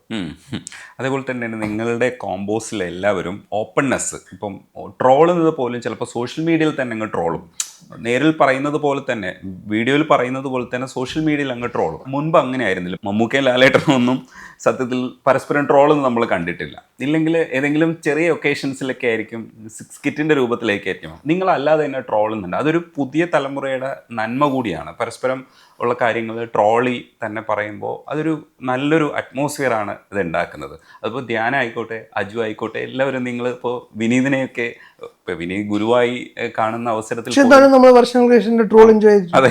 വിനീതിനൊപ്പം ഞാനും ധ്യാനം ഇരുന്ന് ക്യാരവനിൽ ഇരുന്നിട്ട് നമ്മളുടെ കുറിച്ച് വന്ന ട്രോൾസ് ഒക്കെ നമ്മളിരുന്ന് കണ്ട് നമ്മൾ ചിരിച്ചിട്ടുണ്ട്. അതിനൊന്നും ചെയ്യാൻ പറ്റില്ലല്ലോ. അതൊരു ഞാൻ ഇതിനു മുന്നേ പറഞ്ഞൊരു കാര്യം തന്നെയാണ്, നമ്മൾ ഭയങ്കര വിജയങ്ങളെ ചിലപ്പോൾ പിന്നെ മറന്നേ പോകും. എനിക്ക് തോന്നുന്നില്ല, വിജയം വളരെ കുറച്ച് പേരെ ചിലപ്പോൾ അങ്ങനെ ഞാനൊന്ന് വിജയിച്ചിരുന്നു കേട്ടോ. അത് നമുക്ക് പിന്നെ തമാശ പറയാനും ചിരിക്കാനും പറ്റുന്ന എപ്പോഴും പരാജയങ്ങളല്ലേ, ആ അബദ്ധമല്ലേ. അപ്പം അതുകൊണ്ട് അതിനെ ആ ഇതിൽ തന്നെ കാണാം. അത്തരത്തിലുള്ളൊരു ക്യാരക്ടറായിരുന്നു ആടിലെ പൊന്നപ്പൻ എന്ന് പറയുന്ന ക്യാരക്ടർ. സത്യത്തിൽ ആടിലെ പൊന്നപ്പൻ നമ്മളൊക്കെ മനസ്സിൽ കൊണ്ടു നടക്കുന്ന ഒരു ക്യാരക്ടറായി മാറി. എന്ന് വെച്ചാൽ ചില ക്യാരക്ടേഴ്സൊക്കെ ഉണ്ട്. ഇപ്പോൾ അതിൽ തന്നെ സർബത്ത് സമീർ എനിക്ക് ഭയങ്കര ഇഷ്ടമുള്ളൊരു സിനിമയാണ്. ആടിലെ ക്യാരക്ടേഴ്സിനെയൊക്കെ പോർട്രേ ചെയ്തതെന്ന് പറഞ്ഞാൽ അത്രയും രസമായിട്ടാണ്. എല്ലാവർക്കും ഇൻട്രോ സോങ് ഉണ്ട്, മ്യൂസിക് ഉണ്ട്, ഭയങ്കര രസമായിട്ടാണ് ചെയ്തിരിക്കുന്നത്. അതിൽ ഈ പൊന്നപ്പനും ആ പെൺകുട്ടിയുണ്ട് മേരി, മേരി പോവല്ലേ എന്നൊക്കെ പറയുന്ന ഡയലോഗാണ് അതിൽ ഏറ്റവും ഹിറ്റായി മാറിയ ഡയലോഗ്സ് എന്ന് പറയുന്നത്. അതിൽ ഓരോ ക്യാരക്ടേഴ്സും ഒരു കാരിക്കേച്ചർ പോലെ തന്നെ നമ്മുടെ മനസ്സിനകത്ത് ഇപ്പോഴും നിൽക്കുന്നുണ്ട്. ചിലപ്പോഴൊക്കെ ഈ നമ്മളെ ട്രോളാൻ വേണ്ടിയിട്ട് തന്നെ അജു ചിലപ്പോൾ അത് ഉപയോഗിച്ചേക്കാം, ആ ക്യാരക്ടർ. അങ്ങനെ ഏതെവിടെയെങ്കിലും സുഹൃത്തുക്കളുടെ ഇടയിൽ ഉപയോഗിച്ചിട്ടുണ്ടെന്ന് എനിക്കറിഞ്ഞു. പക്ഷെ അത് ഭയങ്കര രസമുള്ളൊരു ക്യാരക്ടറാണ്. അജുവിൻ്റെ ഒരുപാട് പടങ്ങൾ എടുക്കുമ്പോഴും ഒത്തിരി നല്ല പടങ്ങൾ ചെയ്തിട്ടുള്ളപ്പോഴും അത്തരത്തിലുള്ള ഒരുപാട് പടങ്ങൾ ചെയ്തപ്പോഴും ഈ പൊന്നപ്പൻ എന്ന് പറയുന്ന ക്യാരക്ടറിനോട് എനിക്ക് ഇഷ്ടം കൂടുതലുണ്ട്. മനസ്സിലായോ? അത് ഭയങ്കര രസമുള്ളൊരു ക്യാരക്ടറല്ലേ? എനിക്ക് ഒന്നുമില്ലതില്ല. ഗസ്റ്റ് പോലെ വന്ന് മണ്ണിൽ ചെയ്തു. പക്ഷെ അതെന്താണെന്നറിയോ, ഷാജി പാപ്പൻ്റെ അത്രയും ഇഷ്ടപ്പെട്ട് നിൽക്കുന്ന ഒരു സമയത്ത് ഈ മേരി ചതിക്കുന്നത് ഈ തെണ്ടി കാരണമാകുമ്പോൾ ഈ ഫ്രാഡുകളുടെ ഒരു ക്യാപ്സൂളാണ്. മനസ്സിലായോ? ടിപ്പിക്കൽ നമ്മൾ കണ്ട് ശീലിച്ച ബോയിങ്ങിൻ്റെ ഒക്കെ ഒരു ക്യാപ്സൂൾ വേർഷൻ അല്ലെ, ന്യൂജൻ വേർഷൻ ആണത്. വ്യക്തിയായിട്ട് ഞാൻ കമ്പയർ ചെയ്യുന്നില്ല, ആ സിനിമയുടെ ഒക്കെ ഉള്ള ഫ്രാഡിസം. അപ്പൊ അത് പൊന്നപ്പനിൽ നന്നായിട്ടുണ്ട്. അത് മിഥുൻ റൈറ്റായിട്ട് യൂസ് ചെയ്തു. ആ ഗെറ്റപ്പ് കൊടുത്തത്, റോണക്സ് ഒരു ഫ്രഞ്ച് ബിയേർഡ് വെച്ച് തന്ന് ഒരു മുടി ഒരു വിഗ്ഗൊക്കെ വെച്ചിട്ട് ഇട്ടിട്ട് മിഥുൻ പറഞ്ഞ ഒരു ഇച്ചിരി ഒന്ന് ഇളകി ഒന്ന് ചെയ്യണം എന്ന് പറഞ്ഞപ്പം ആ വേഷവും മഞ്ഞ ഷർട്ടും ആ ബാഗും അത് അവരുടെ തന്നെ കോൺട്രിബ്യൂഷനാണ്. പക്ഷെ ആ ചെറിയ സമയം കൊണ്ട് അത്രയും ഹൈപ്പ് ഉണ്ടാക്കാൻ ആ ക്യാരക്ടറിന് പറ്റി. അത് ചിലയിടത്തൊക്കെ നമുക്ക് ഇങ്ങനെ ചില കീ പോയിന്റ്സിൽ ആക്ട് ചെയ്യാൻ പറ്റുമ്പോൾ നമ്മൾ ഉടനീളം ചെയ്യുന്ന ക്യാരക്ടറിനേക്കാളും കൂടുതൽ എഫക്റ്റ് വരും. അത് സ്ക്രിപ്റ്റ് വായിക്കുന്ന സമയത്ത് അങ്ങനെ വായിച്ചിട്ടായിരിക്കില്ല, വായിക്കുന്ന പൊതു സ്വഭാവം ഇല്ല പറഞ്ഞിട്ടുണ്ട്. ഉറങ്ങിപ്പോയ പിന്നെയും ക്രിറ്റിസിസം വന്നു. ഇത് ഞാൻ ഇന്റർവ്യൂ പറഞ്ഞിട്ട് ഭയങ്കര ഒരു തെറ്റാ, അൺപ്രൊഫഷണൽ ആറ്റിറ്റ്യൂഡാ. ഞാൻ പറഞ്ഞു അത് അൺപ്രൊഫഷണൽ അല്ല, പ്രൊഫഷണൽ ആയതുകൊണ്ടാണ് ഞാൻ പറയുന്നത്. ഒരാളുടെ സമയത്തിന് ഞാൻ വില കൽപ്പിക്കുന്നു, അയാളെ ഞാൻ വിശ്വസിക്കുന്നു. അയാൾ എന്നെ വിളിക്കുന്ന അയാളുടെ സിനിമയിൽ അഭിനയിക്കാനാണ്. ഞാൻ നായകനായിക്കോട്ടെ, നായക നടനില്ലെങ്കിൽ ആയിക്കോട്ടെ, ഞാൻ പുള്ളിയെ വിശ്വസിക്കുക എന്നുള്ളതാണ് പ്രൈമറിലി ഞാൻ ചെയ്യേണ്ട കാര്യം അല്ലേ. പിന്നെ ഞാൻ ഡയറക്ടേഴ്സ് ചെയറിൽ ഇരിക്കുന്നില്ലെങ്കിൽ ആ സിനിമയുടെ ഭാരം ഞാൻ എടുക്കേണ്ട കാര്യമുണ്ടോ? ഞാൻ ചോദിക്കുന്ന ചോദ്യം, ഒരു വീട് പണിതു, ആ വീടിൻ്റെ ഗുണവും ദോഷവും ആ വീടിൻ്റെ ഭിത്തിയിലിരിക്കുന്ന ഇഷ്ടികയ്ക്കല്ലല്ലോ, കോൺട്രാക്ടർക്കല്ലേ കിട്ടുന്നത്. അതിൻ്റെ പേരോ അല്ലെങ്കിൽ ദുഷ്പേരോ. ഇഷ്ടിക എന്ത് ചെയ്യാൻ, ഇഷ്ടിക എവിടെ വെക്കണമെന്ന് ഫിക്സ് ചെയ്യുന്നതും ഒക്കെ ഞാൻ നേരത്തെ പറഞ്ഞ പോലെ അവരല്ലേ. പിന്നെ നമുക്ക് പരിചയമുള്ളിടത്ത് ചോദിക്കാം, ഞാൻ ഈ മതിലിൽ കയറിയിരിക്കട്ടെ, യെസ്, അതെൻ്റെ കൂട്ടുകാരുടെ സിനിമ ചെയ്യുമ്പോൾ എനിക്ക് ചോദിക്കാം, ഇതിങ്ങനെ ചെയ്ത് നോക്കട്ടെ. എന്നാൽ ഫൈനൽ ഡിസിഷൻ ഞാൻ എപ്പോഴും തർക്കിച്ചാലും ഞാൻ അവർക്ക് വിടാറുള്ളൂ. ഇല്ലെങ്കിൽ ഞാൻ കൺവിൻസിങ് ആയിട്ട് അവരെ കൺവിൻസ് ചെയ്ത് അവരെടുക്കാറുമുണ്ട്. ഈവൻ ബേസിലിനോട് ഞാൻ മിന്നൽ മുരളിയിൽ ഒരു കാര്യം റിക്വസ്റ്റ് ചെയ്തപ്പോഴും, ചന്തുവിനോടാണെങ്കിലും വിനീതിനോടാണെങ്കിലും ഡെഫിനറ്റ്ലി അവർ കൺവിൻസിങ് ആണെങ്കിൽ അവരൊക്കെ എടുക്കും, അവരൊക്കെ റിസപ്റ്റീവാണ്. ഇല്ലെങ്കിൽ ഞാനിതിന് അവരുടെ ജോലി ചെയ്യണേ. എന്ത് പാടുപിടിച്ച ജോലി അത്, 10-21 ഡിപ്പാർട്ട്മെൻറ്റ്സ് ഹാൻഡിൽ ചെയ്യുക എന്ന് പറയുന്നത്. അതൊരു ജസ്റ്റ് ഒരു ക്യാരക്ടർ മാത്രം അറിയാവുന്ന ഒരുത്തം വന്നിട്ട് ജസ്റ്റ് ഒരു പ്രാവശ്യം ഇപ്പോൾ ഫുൾ സ്ക്രിപ്റ്റ് കേട്ടു, 2 പ്രാവശ്യം കേട്ടു, എന്നാലും ഒരിക്കലും ആ കൺസീവ് ചെയ്ത ആളുടെ അത്രയും ക്ലാരിറ്റി ആക്കി വരില്ലല്ലോ. അപ്പൊ പിന്നെ ഞാനതിൽ അഭിപ്രായം പറയാം, അത് നടക്കണമെന്ന് വാശി പിടിക്കരുത്. ഈ ജേക്കബിന്റെ സ്വർഗരാജ്യത്തിലല്ലേ അസിസ്റ്റ് ചെയ്യാൻ പോയത്? അതെ അതെ, അത് നല്ല അനുഭവമായിരുന്നു എന്ന് പറഞ്ഞ സിനിമ കരിയർ വൈസ് അത് നല്ല അനുഭവമായിരുന്നു. നമുക്കിതിൻ്റെ ഒരു അതർ സൈഡിൽ അതർ എൻഡിൽ എന്തൊക്കെ സംഭവിക്കുന്നതെന്നൊക്കെ ഉള്ളൊരു ധാരണ കിട്ടി. പക്ഷെ അല്ലാതെ എൻജോയ് ചെയ്തില്ല. വളരെ ഹെക്റ്റിക് ആയിട്ടുള്ളൊരു, വിനീത് അന്നേ പറഞ്ഞായിരുന്നു ഞാൻ ഒരിക്കലും ആസ്വദിക്കില്ല എന്ന്. അത് കേട്ടില്ല. പക്ഷേ യെസ്, ഇന്ന് ഓർക്കുമ്പം ആ വേദന സുഖമാണ്. ഉം. അന്ന് ആ വേദനയ്ക്ക് ഒരു സുഖമില്ലായിരുന്നു. 1 കോടിയിൽ ശ്രീകണ്ഠൻ സാർ അജുവിനെ ഇൻട്രൊഡ്യൂസ് ചെയ്തിരുന്നത് തന്നെ ഒരു കാര്യത്തെയും സീരിയസ് ആയിട്ട് എടുക്കാത്തൊരു മനുഷ്യനായിട്ടാണ്. പക്ഷേ ഇന്നിപ്പോൾ അജു അങ്ങനെയല്ല. കാര്യങ്ങളെയൊക്കെ വളരെ ഒബ്സർവ് ചെയ്ത് സീരിയസ് ആയിട്ട് തന്നെ കാണുകയാണ് എന്ന് ഉറക്കെ പറഞ്ഞുകൊണ്ട്, സ്വഭാവത്തിൽ മാത്രമല്ല അത് പറയുന്ന സമയത്തും ഞാൻ കുറച്ചുകൂടെ കാര്യങ്ങളെ ഗൗരവത്തോടുകൂടി കാണുകയാണ്. കാരണം ഈ മദ്യപാനം അവസാനിപ്പിക്കുന്നത് തന്നെ ഒരു ഇൻസിഡൻറ്റ് നടക്കുന്നത് ഒരു ഇൻസ്പിറേഷനാണ്. 2 കാര്യങ്ങളാണ് എനിക്ക് ചോദിക്കാനുള്ളത്. അങ്ങനെ ഒരു മാറ്റം നടക്കുന്നത്, ഒന്ന് സിനിമ തന്നെ അതിന് സ്വാധീനിക്കുന്നു. വെള്ളം എന്ന് പറയുന്ന സിനിമ സ്വാധീനിക്കുന്നു. അതുകൊണ്ടാണ് വെള്ളമടി നിർത്തി എന്ന് പറയുന്നത് വലിയൊരു മെസ്സേജാണ്. കാരണം ഈ സിനിമ ഓഡിയൻസിനെ സ്വാധീനിക്കുമോ ഇല്ലേ എന്നൊക്കെ പറഞ്ഞ് സംസാരിക്കുന്ന സമയത്ത് ഇല്ല, സ്വാധീനിക്കുമെന്ന് ഒരു നടൻ തന്നെ പറയുമ്പോൾ കിട്ടുന്ന ഒരു സിനിമയ്ക്ക് കിട്ടുന്ന ഒരു ഉയർച്ചയും, അല്ലെങ്കിൽ സിനിമയെ ഫോക്കസ് ചെയ്യപ്പെടേണ്ടതുണ്ട് എന്ന് പറയുന്ന ഒരു സന്ദേശം അതിൻ്റെ ഉള്ളിൽ കിടപ്പുണ്ട്.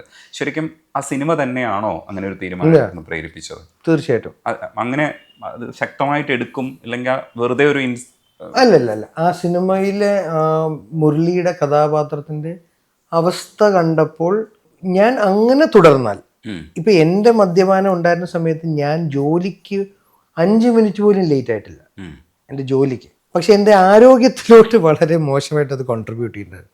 എൻ്റെ പെരുമാറ്റ രീതിക്ക് വളരെ മോശമായിട്ട് കണ്ടു. നമുക്ക് അറിയാതാണെങ്കിലും അഹങ്കാരം എന്ന് പറയുന്ന ഒരു പേര് കിട്ടാം. നമ്മൾ ചിലപ്പോൾ അഹങ്കാരമില്ല, നമ്മൾ വളരെ റോ ആയിട്ട് റിയാക്ട് ചെയ്യുന്നതായിരിക്കും. നമ്മളുടെ ശരികളിൽ നമ്മൾ പിടിച്ചു വെക്കുമല്ലോ, നമുക്കൊരു എക്സ്ട്രാ ഒരു മദ്യത്തിൻ്റെ ധൈര്യം കിട്ടുമ്പോൾ ആവശ്യമില്ലാത്ത കാര്യത്തിൽ ഇടപെടും. ഇല്ലേ, ഇതൊക്കെ ഒരു മദ്യത്തിൻ്റെ ഒരു രസകരമായ അതെ പൂട്ടിയിടേണ്ടി വരും എന്നൊക്കെ പറയും. ഈ പറഞ്ഞ പോലെ നമുക്ക് എനിക്ക് തോന്നിയിരുന്ന ഫീല് ഞാൻ പ്രഭാസ് അന്ന് തോന്നാറുണ്ട്. അപ്പോൾ അത്ര ശക്തി എനിക്ക് ഫീൽ ചെയ്യാറ് ഈ 5 അടി 3 ഇഞ്ചുള്ള ഞാൻ. അപ്പം അതായിരുന്നു എനിക്ക് ഒരു പരിധി വരെ അതിൽ എക്സൈറ്റ്മെന്റും തോന്നുന്നു. ഇത്രയുള്ള എനിക്ക് ഭയങ്കര എനർജിയും ശക്തിയും കിട്ടുന്നു. തമാശ ഞാൻ ആസ്വദിച്ചപ്പോൾ കോളേജ് കാലത്തെ മദ്യത്തിൽ എൻ്റെ ജീവിതത്തിൽ തമാശയായിരുന്നു, ഫണ്ണായിരുന്നു. കോളേജിൽ എൻ്റെ സുഹൃത്തുക്കൾക്കൊപ്പം ഞാൻ മദ്യപിക്കുമ്പോഴുണ്ടായിരുന്നു. പക്ഷേ ഒരു പരിധിയിൽ അത് മാറി. അതിൻ്റെ ഡൈമെൻഷനോ എനിക്കൊന്ന് ലവ് ആക്ഷൻ ഡ്രാമ ഒക്കെ പ്രൊഡ്യൂസ് ചെയ്യാൻ സ്ട്രെസ് വന്നു. സ്ട്രെസ്സൊക്കെ വരുമ്പോൾ ഇതിൻ്റെ എഫക്റ്റ് മാറും, നമ്മളെ റിയാക്ട് ചെയ്യുന്ന രീതി മാറും. അങ്ങനെ ഇരിക്കുമ്പോഴാണ് കോവിഡ് വന്നപ്പോൾ ഇത് ഞാൻ സൺ നെക്സ്റ്റിൽ കണ്ടത്. ഇത് കണ്ടപ്പോഴാണ് നാച്ചുറലി എൻ്റെ കൂടെയുള്ള വ്യക്തികൾ, ഇപ്പം ഞാൻ പറഞ്ഞില്ല മുഹമ്മദ് എന്ന് പറഞ്ഞ വ്യക്തി, എൻ്റെ പേരൻസ്, എൻ്റെ വൈഫ്, അല്ലെങ്കിൽ അങ്ങനെയുള്ളവരൊക്കെ പറയുന്നുണ്ട് ഇത് മോശമാണ്, അല്ലെങ്കിൽ ഇറ്റ്സ് ഹൈറ്റായി, അവരെയൊക്കെ ബാധിക്കുന്നുണ്ട്. അല്ലേ, നമ്മളിപ്പോൾ ഒരു സ്ഥലത്ത് പോയി നമ്മളുടെ ഒരു പെരുമാറ്റ രീതി മോശമായാലോ, അല്ലെങ്കിൽ നമ്മൾ ആരെങ്കിലും വേദനിപ്പിച്ചാൽ, അറിയാതെ വേദനിപ്പിക്കും, ഇയാൾക്ക് ശരിയായിരിക്കും, ഇയാൾ അറിയുന്നില്ല മറ്റേ ആൾ ഹേർട്ടായോ എന്ന്, ഇതൊക്കെ അറിയുമല്ലോ ആൾക്കാർ. അപ്പോൾ ഈ നമ്മളെ കുറച്ചെങ്കിലും നമ്മളോട് കൺസേൺ ഉള്ള വളരെ ചുരുക്കം ആൾക്കാരാണ് ഇവരൊക്കെ, നമ്മൾ അടുത്ത് നിൽക്കുന്നത്. അപ്പം അവർ നമ്മളടുത്ത് വളരെ ബ്ലണ്ടായിട്ട് പറയുന്നുണ്ടല്ലോ, ഈ പറഞ്ഞ മുഹമ്മദ് ചേട്ടൻ ഫീൽഡ് ഔട്ടാണ്, നശിച്ചു എന്നൊക്കെ മുഖത്തോ. അപ്പം അങ്ങനെയൊക്കെ ഉള്ള ഒരു ഇതിലാണ് ഞാൻ ഈ സിനിമ കാണുന്നത്. അപ്പം ഒരു ഒരു ഒരു എന്തോ ഒന്നായിരിക്കുമല്ലോ, ഒരു ബെല്ലടിക്കുക. നമുക്കൊരു ജിമ്മിൽ പോകാൻ ഒരാൾക്ക് തോന്നണമെന്ന് പറഞ്ഞാൽ അത് തോന്നണം അല്ലേ, ആ ഒരു പോയിന്റ്. അതെനിക്ക് സംഭവിച്ചത് ഈ സിനിമ കണ്ടപ്പോഴാണ്. സിനിമ കണ്ടത് കൊണ്ടല്ല, സിനിമ കാരണമായി. ജയസൂര്യ എന്ന് പറഞ്ഞ ജയേട്ടൻ്റെ ഒരു പകർന്നാട്ടമില്ലേ, അഭിനയം ആയിക്കോട്ടെ, അഭിനയമാണെന്ന് നമുക്കറിയാം, ഞാൻ സിനിമയിൽ അതിൽ നിന്നും അറിയാം ചില റിയാക്ഷൻസും സാഹചര്യങ്ങളിലുള്ള നിസ്സഹായാവസ്ഥകളൊക്കെ നമുക്ക് ചിലപ്പോൾ ടച്ച് ചെയ്യും. അത് ഓരോരുത്തർക്കും ഓരോ രീതിയിലായിരിക്കും. അത് എവിടെയോ എന്നിൽ ടച്ച് ചെയ്തു. അപ്പം ഞാൻ തീരുമാനിച്ചു പിന്നെ അതിലോട്ടൊരു എനിക്കൊരു അഡിക്ഷൻ ഒന്നും ഇല്ലായിരുന്നു. ഞാൻ ഈ ശക്തി ഇഷ്ടപ്പെട്ട് ചെയ്തുകൊണ്ടിരുന്നത്. അപ്പം എളുപ്പം എനിക്ക് എൻ്റെ ബുദ്ധിമുട്ടൊന്നും ഫീൽ ചെയ്തില്ല. വൺ ഡേ ഡിസൈഡഡ് എന്ന് വെച്ചാൽ ലൈഫ് ടൈം നിർത്തിയെന്ന് ഇപ്പം എനിക്ക് താല്പര്യമില്ല. നാളെനിക്ക് താല്പര്യം വരാം, അതെനിക്കറിയില്ല. ഇപ്പം എനിക്ക് പൂർണ്ണമായിട്ടും എന്നോട് താല്പര്യം. പക്ഷെ അജുവിൻ്റെ പ്രൊഫൈലിനെ അതെങ്ങനെയാണ് ബാധിക്കുക എന്ന് ചിന്തിക്കാറുണ്ടോ? ഇപ്പോൾ വെള്ളവടി നിർത്തി എന്ന് പറയുമ്പോൾ നമുക്ക് വേറൊരു തരത്തിലുള്ള അംഗീകാരം കിട്ടുന്നുണ്ട്. പക്ഷേ ഒരു കൂട്ടായ്മയിലായിരുന്നു ഈ സിനിമകളൊക്കെ, ആദ്യത്തെ സിനിമകളൊക്കെ, ഇപ്പോൾ മലർവാടി ആയാലും കുഞ്ഞിരാമായണമായാലും അത്തരത്തിലുള്ള എല്ലാ സിനിമകളിലും ഒരു കൂട്ടായ്മയിലായിരുന്നു സംഭവിച്ചത്. ഇപ്പോൾ ഒറ്റയ്ക്കൊക്കെ അജു ലീഡ് ചെയ്യുന്ന രീതിയിലേക്കൊക്കെ പോകുന്നുണ്ട്. പക്ഷേ അല്ല, അന്ന് ഞാൻ ഒറ്റയ്ക്ക് മദ്യപിക്കാൻ ഇഷ്ടപ്പെട്ടിട്ടുണ്ട്. എനിക്ക് അങ്ങനെ റെയർ ആയിട്ടുള്ളൂ. കോളേജ് ഫ്രണ്ട്സിൻ്റെ കൂടെ ഞാൻ അങ്ങനെ മദ്യപിച്ച് എൻജോയ് ചെയ്തേക്കുന്നത്. അവരൊക്കെ ഇന്നില്ലല്ലോ. അവരുടെ ആയിരുന്നു ഏറ്റവും നല്ല ഫൺ മദ്യപാനത്തിൻ്റെ. മറ്റേതൊക്കെ എപ്പോഴും ഞാൻ ഒന്ന് വിനീതും ഇവരും ഞാനും ഇങ്ങനെ ബേസിൽ ഇവരൊന്നും അടിക്കത്തില്ല. ഇവരൊക്കെ വളരെ നല്ല മനുഷ്യർ. അപ്പോൾ എൻ്റെ കൂടെയുള്ള അലമ്പൻ ഞാൻ തന്നെ മാത്രമേ ഉള്ളൂ. അപ്പം ഞാനെപ്പോഴും എൻ്റെ കാര്യം ഇപ്പം ഞാൻ ഇന്ന് ഓർക്കുന്നുണ്ട്, വിശാഖും ധ്യാനും ഞാനും കൂടെ ലവ് ആക്ഷൻ്റെ ഒരു യാത്ര കഴിഞ്ഞ് രാവിലെ എത്തി തിരുവനന്തപുരത്താന്ന് തോന്നുന്നു. SP എന്ന് പറഞ്ഞ ഹോട്ടലിൽ ഫോൺ ചെയ്ത് രാവിലെ 10-10:30 വന്ന് കയറി ഒന്ന് ഫ്രഷായി എന്തെങ്കിലും കഴിക്കാനപ്പം അവർക്ക് ഹോർലിക്സ് വേണമെന്ന്.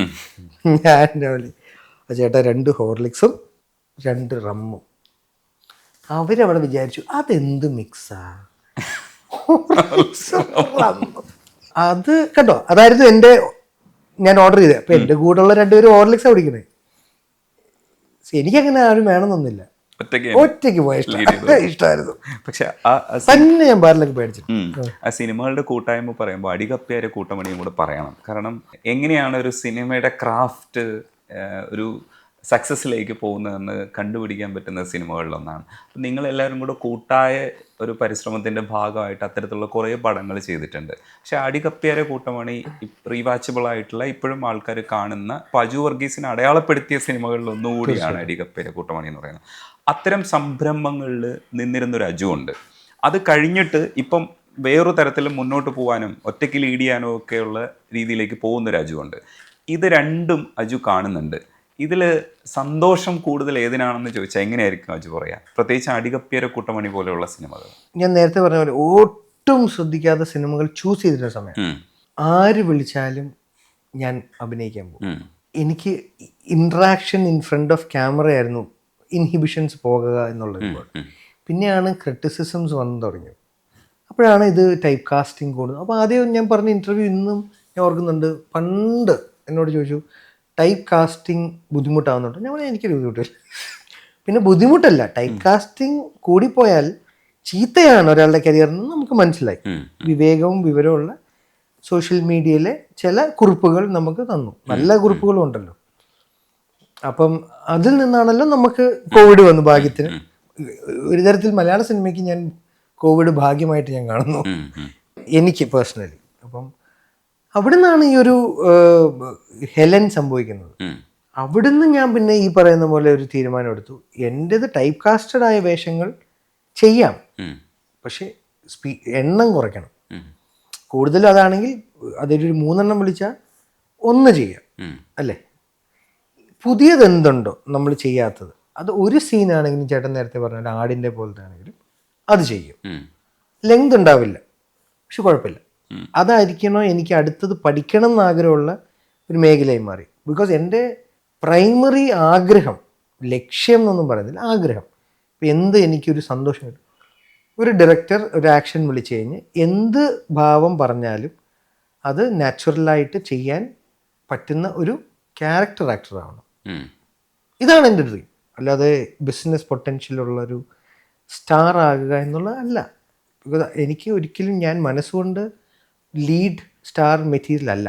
മനസ്സുകൊണ്ടും എനിക്കൊന്ന് രൂപം കൊണ്ടും നാച്ചുറലി ആ കാഴ്ചപ്പാടുകൾ ഇപ്പോൾ മാറി തുടങ്ങി, അതുകൊണ്ട് ഞാൻ സമ്മതിക്കുന്നു. പക്ഷെ മനസ്സുകൊണ്ട് ഞാനതല്ല, ഞാൻ കുറച്ചുകൂടി ഇപ്പുറത്താണ് ഇൻക്ലൈൻ. പക്ഷേ നാച്ചുറലി നമുക്ക് ലൈഫാണ്, എന്താ പറയുക, മോണറ്റൈസ് ചെയ്യപ്പെടുക എന്നുള്ളത് വളരെ ഇമ്പോർട്ടൻ്റ് ആണ്. ഈ എക്സ്പെരിമെൻ്റ് നടക്കണമെങ്കിൽ ഫണ്ട്സ് ഫ്ലോ വേണമല്ലോ. അപ്പോൾ ആ ബാലൻസ് നടക്കുന്നതേ ഉള്ളൂ. അജുവിൻ്റെ കൃഷ്ണ സോങ് വീണ്ടും വിവാദമായി. മഞ്ഞമുണ്ടും മടക്കി കുത്തി പടക്കി വരുന്ന കൃഷ്ണനോട് അങ്ങനെ പറയാൻ പാടുണ്ടോ എന്ന് ചോദിച്ചിട്ട് TP ശാസ്തമംഗലം പ്രതികരിച്ചിരുന്നു. പലതരത്തിലുള്ള പ്രേക്ഷകരെ ആകർഷിക്കുന്ന ഒരു എഴുത്താണ് അതിൻ്റെ. വിനായക് നന്നായിട്ട് എഴുതിയിട്ടുണ്ടെന്നാണ് നമ്മളൊക്കെ മനസ്സിലാക്കുന്നത്. അജുവിന് അത് ഇഷ്ടപ്പെട്ടതുകൊണ്ടാണ് ഇഷ്ടപ്പെട്ടതുകൊണ്ടാണ് അജു പാടാൻ തീരുമാനിച്ചത്, അല്ല അഭിനയിക്കാൻ തീരുമാനിച്ചത്. അതുകൊണ്ടാണ് പാട്ടും കൂടെ പാടിയത്. അഭിനയിച്ച് കഴിഞ്ഞപ്പോഴാണ് ഞാൻ ചോദിച്ചത് പാടിക്കാവോ. അത് റിക്വസ്റ്റ് ആയിരുന്നു വിപിനോടും അങ്കിതനോടും. അങ്കിത നന്നായിട്ട് അത് ചെയ്തിട്ടുണ്ടായിരുന്നു, ബ്യൂട്ടിഫുൾ. അത് അയാൾ എന്തൊക്കെ ഒളിപ്പിച്ചു വെച്ചു എന്നുള്ളത് എനിക്കറിയാം. പോരായ്മകൾ എങ്ങനെ അയാൾ കവർ ചെയ്യുന്നുള്ളത് എനിക്കറിയാമല്ലോ. അതുകൊണ്ടാണ് പിന്നീട് ഞാൻ എങ്ങും പാടിയിട്ടില്ല ഞാൻ തീരുമാനിച്ചു. അത് അവിടെ കഴിഞ്ഞു. അതെൻ്റെ ഒരു കൊതിയായിരുന്നു, ഒരു ആഗ്രഹമായിരുന്നു. ഗോപി സുന്ദരേട്ടനാണ് first. I always I am thankful to Gopi ചേട്ടൻ. ലവകുശയ്ക്ക് നീരജും കൂടെ ഡബ് ചെയ്യാൻ കറക്ഷൻ എന്ന് പറഞ്ഞ് കൊണ്ടുപോയതാ. അത് കഴിഞ്ഞിട്ട് ലോട്ട ലോട്ട അതെ അതെ അതെ ആ പാട്ടിന്റെ അവസാനം കുറെ ടങ് ട്വിസ്റ്റ് പോലെ സാധനം വരുന്നുണ്ട്. അയ്യപ്പൻ്റെ അമ്മ നെയ്യപ്പൻ ചുട്ടു കാക്ക കുത്തി കടലിലിട്ടു. അത് ഞാൻ അതൊന്നും എങ്ങും പാടിയിട്ടില്ല.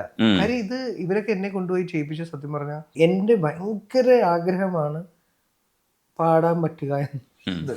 അത് നടക്കാത്തൊരാഗ്രഹമാണെന്ന് എനിക്ക് നന്നായി അറിയാം. എന്നാൽ അങ്ങനെയുള്ള ആഗ്രഹങ്ങളാണല്ലോ നമ്മൾ എന്നാ പിന്നൊന്ന് നടത്തണമല്ലോ. ഷാനിക്കടുത്ത് ചോദിക്കാത്തത്ര കാലമില്ല. പാടിപ്പിച്ചല്ലോ, ഷാനും കൂടി പാടിയല്ലോ മറ്റേ പാട്ട്. കൂടെ പാടി, ഷാനിക്കയുടെ കൂടെ പാടി, അല്ലാതെ പാടിപ്പിച്ചിട്ടില്ല. ഞാൻ ഇപ്പോഴും പുറകെ നടക്കുന്നുണ്ട്. അപ്പോൾ ആ ഒരു കൊതി ഗോപിച്ചേട്ടൻ നടത്തി തന്നു. So I M always grateful. അത് കഴിഞ്ഞ് ഈ ലിറിക്സ്, ഈ ഗാനം ബിബിൻ എൻ്റെ ഏറ്റവും നല്ല, എനിക്കിഷ്ടമുള്ള ഫിലിം മേക്കേഴ്സിൽ ഒരാളാണ്. അയാളുടെ എനിക്ക് കോൺഫിഡൻസ് ഉള്ള ഡയറക്ടേഴ്സിൽ ഒരാളാണ്. ഇപ്പം എന്നെ ധൈര്യമായിട്ട്, ഇപ്പം ആദ്യത്തെ ഷോർട്ട് ഫിലിമും ചെയ്യുമ്പോഴും ആണെങ്കിലും ഞാൻ ഉണ്ണിമൂലത്തിന് ഞാൻ എന്നെ പ്രസൻറ്റ് ചെയ്ത്, കാര്യം പുള്ളിയുടെ ടാലൻറ്റിലാണല്ലോ ഞാൻ എന്നെ രക്ഷപ്പെടാൻ എനിക്ക് ഹെൽപ്ഫുൾ ആവുന്ന വിചാരിച്ചു തന്നെ.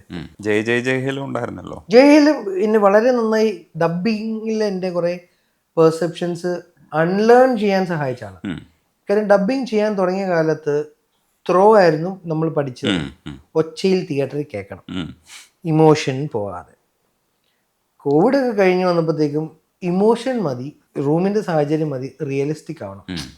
ഒരു സാധനം കഷ്ടപ്പെട്ട് പഠിച്ച് 10 വർഷം എടുത്തൊന്ന് പഠിക്കാൻ, പഠിച്ചു വന്നപ്പോഴത്തേക്ക് ഇതൊക്കെ ഇനി മാറ്റാൻ ഇത്, കാര്യം അത് ഭയങ്കര പാടാ.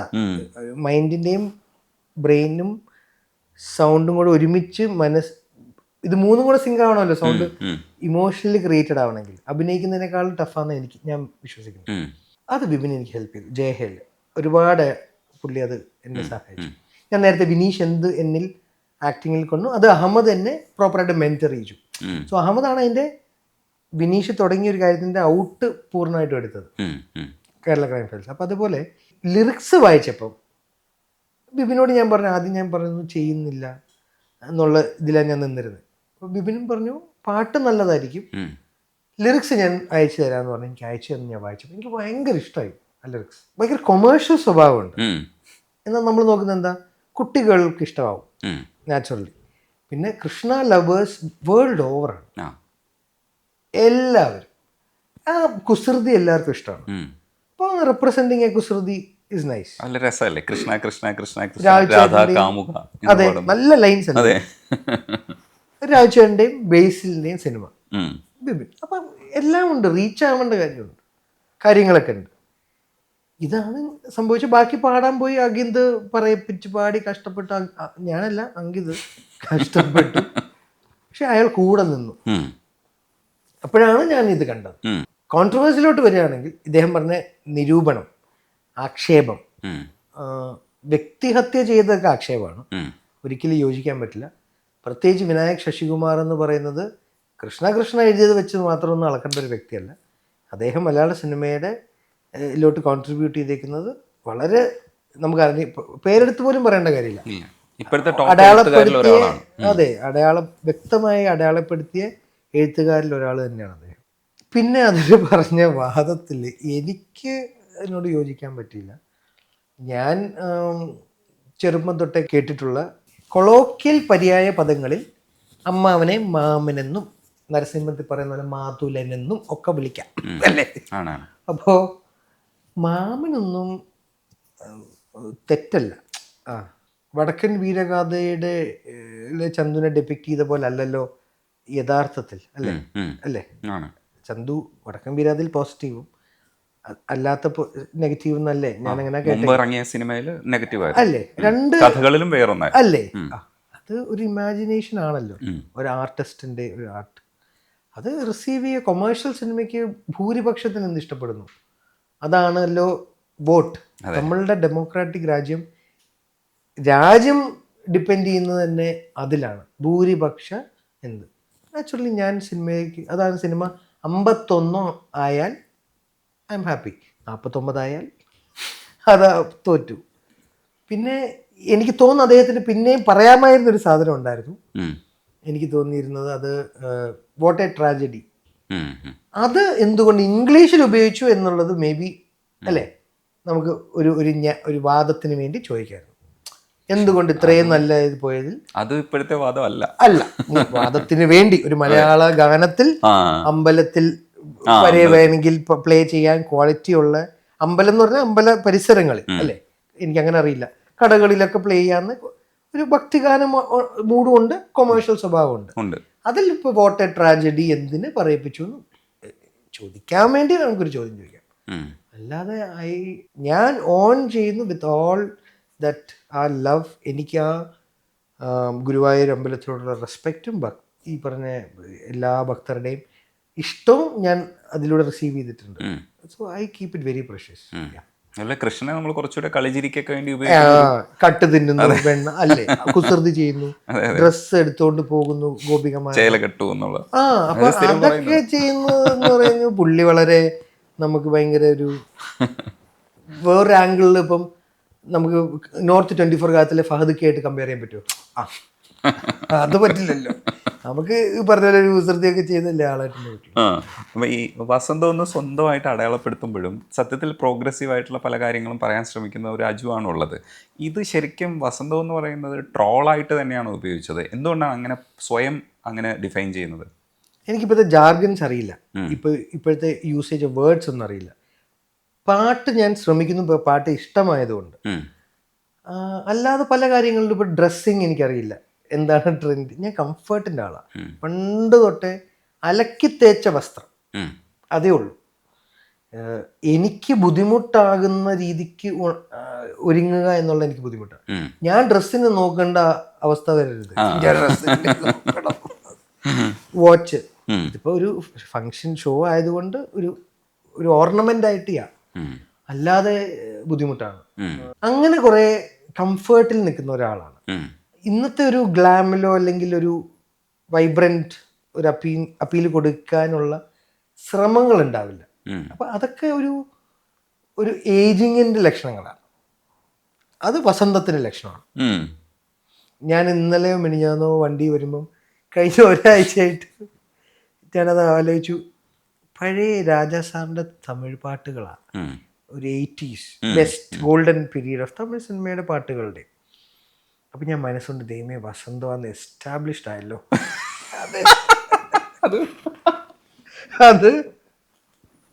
അതുകൊണ്ട് പക്ഷെ ഞാനതില് അഭിമാനിക്കുന്നു. അല്ല, വസന്തം അല്ല സത്യത്തില്.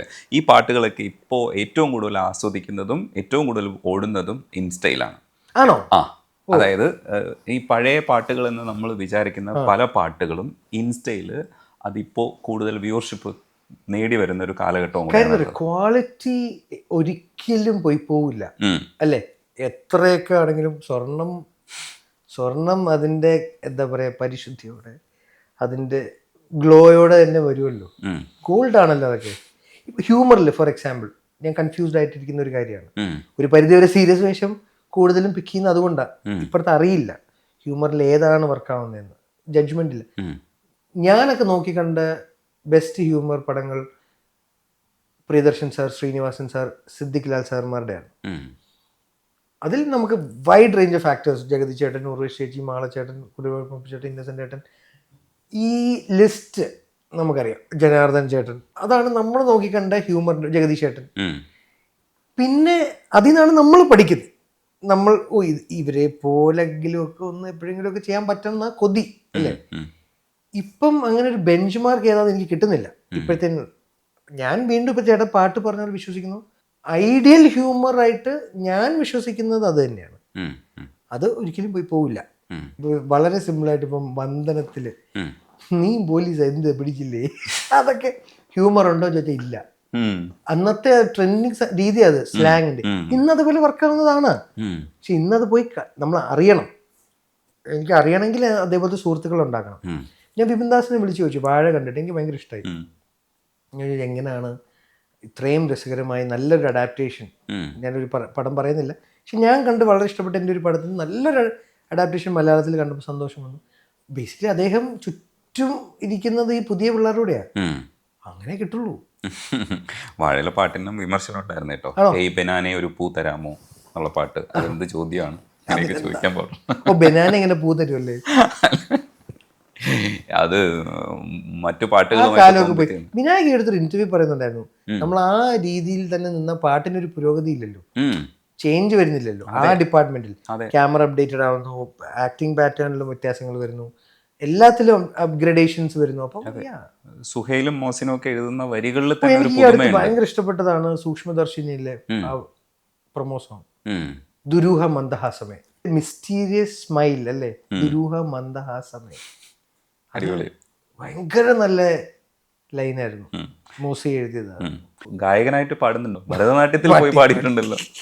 പ്രൊമോ സോങ് പാടി. ആ, അതെ, അത് അടിപൊളിയില്ലേ? സൈജു ഏട്ടൻ വിളിച്ച് പറഞ്ഞിട്ട് അതിന്റെ മ്യൂസിക് ഡയറക്ടർ അദ്ദേഹം ഉം. വിളിച്ച് പാടിച്ചു. വെരി സ്വീറ്റ് ഗൈ. ഉം. അപ്പോൾ അദ്ദേഹം പറഞ്ഞ് പാടിച്ചാണ്. ഞാൻ അതിലൊരു സേഫ്റ്റി എടുത്തു, അറിയാവുന്ന ഒരാളെ കൂടെ പാടിച്ചിട്ടുണ്ട്, പാട്ട് അറിയാവുന്ന ഒരാൾ, ശബരീഷ് വർമ്മ. അപ്പോൾ ശബരീഷും ശബരീഷ് എന്ന് പറയുന്നത് നമ്മളെയൊക്കെ ഫേവറേറ്റ് ലിറിസിസ്റ്റും സിംഗറുമാണ്. ഇപ്പം മലരെ ശബരീഷിന്റെ വെർഷനാണ് ഞാൻ കേട്ട് ശീലിച്ചത്. ഉം. വടക്കൻ സെൽഫി ചെയ്യുമ്പോൾ നിവിൻ കാരവനിലെ സ്പീക്കറിൽ പ്ലേ ചെയ്യുന്നത് ട്രാക്ക് ശബരീഷ് പാടിയതാണ്. ഉം. അത് സിനിമ ഇറങ്ങുന്നതിൻ്റെ ഒരു 6 മാസമോ 8 മാസമോ മുന്നേ തൊട്ട് ഞങ്ങൾ കേൾക്കുന്നത് ശബരീഷിൻ്റെ വേർഷനാണ്. ഉം. സോ മലരെ വിജയേട്ടൻ്റെ വേർഷൻ ഒട്ടും കുറവില്ല, ഉം. എന്നാലും ആദ്യം കേൾക്കുന്ന ഒരു ഇമ്പ്രഷൻ എനിക്ക് ശബരീഷിൻ്റെ. സോ ഞാൻ അയാളുടെ വലിയൊരു ഫാനാണ്. അങ്ങനെ അയാളുള്ളതുകൊണ്ട് ഞാൻ പറഞ്ഞു ധൈര്യമായിട്ട് ഞാൻ വരാമെന്ന് പറഞ്ഞു പോയതാണ്.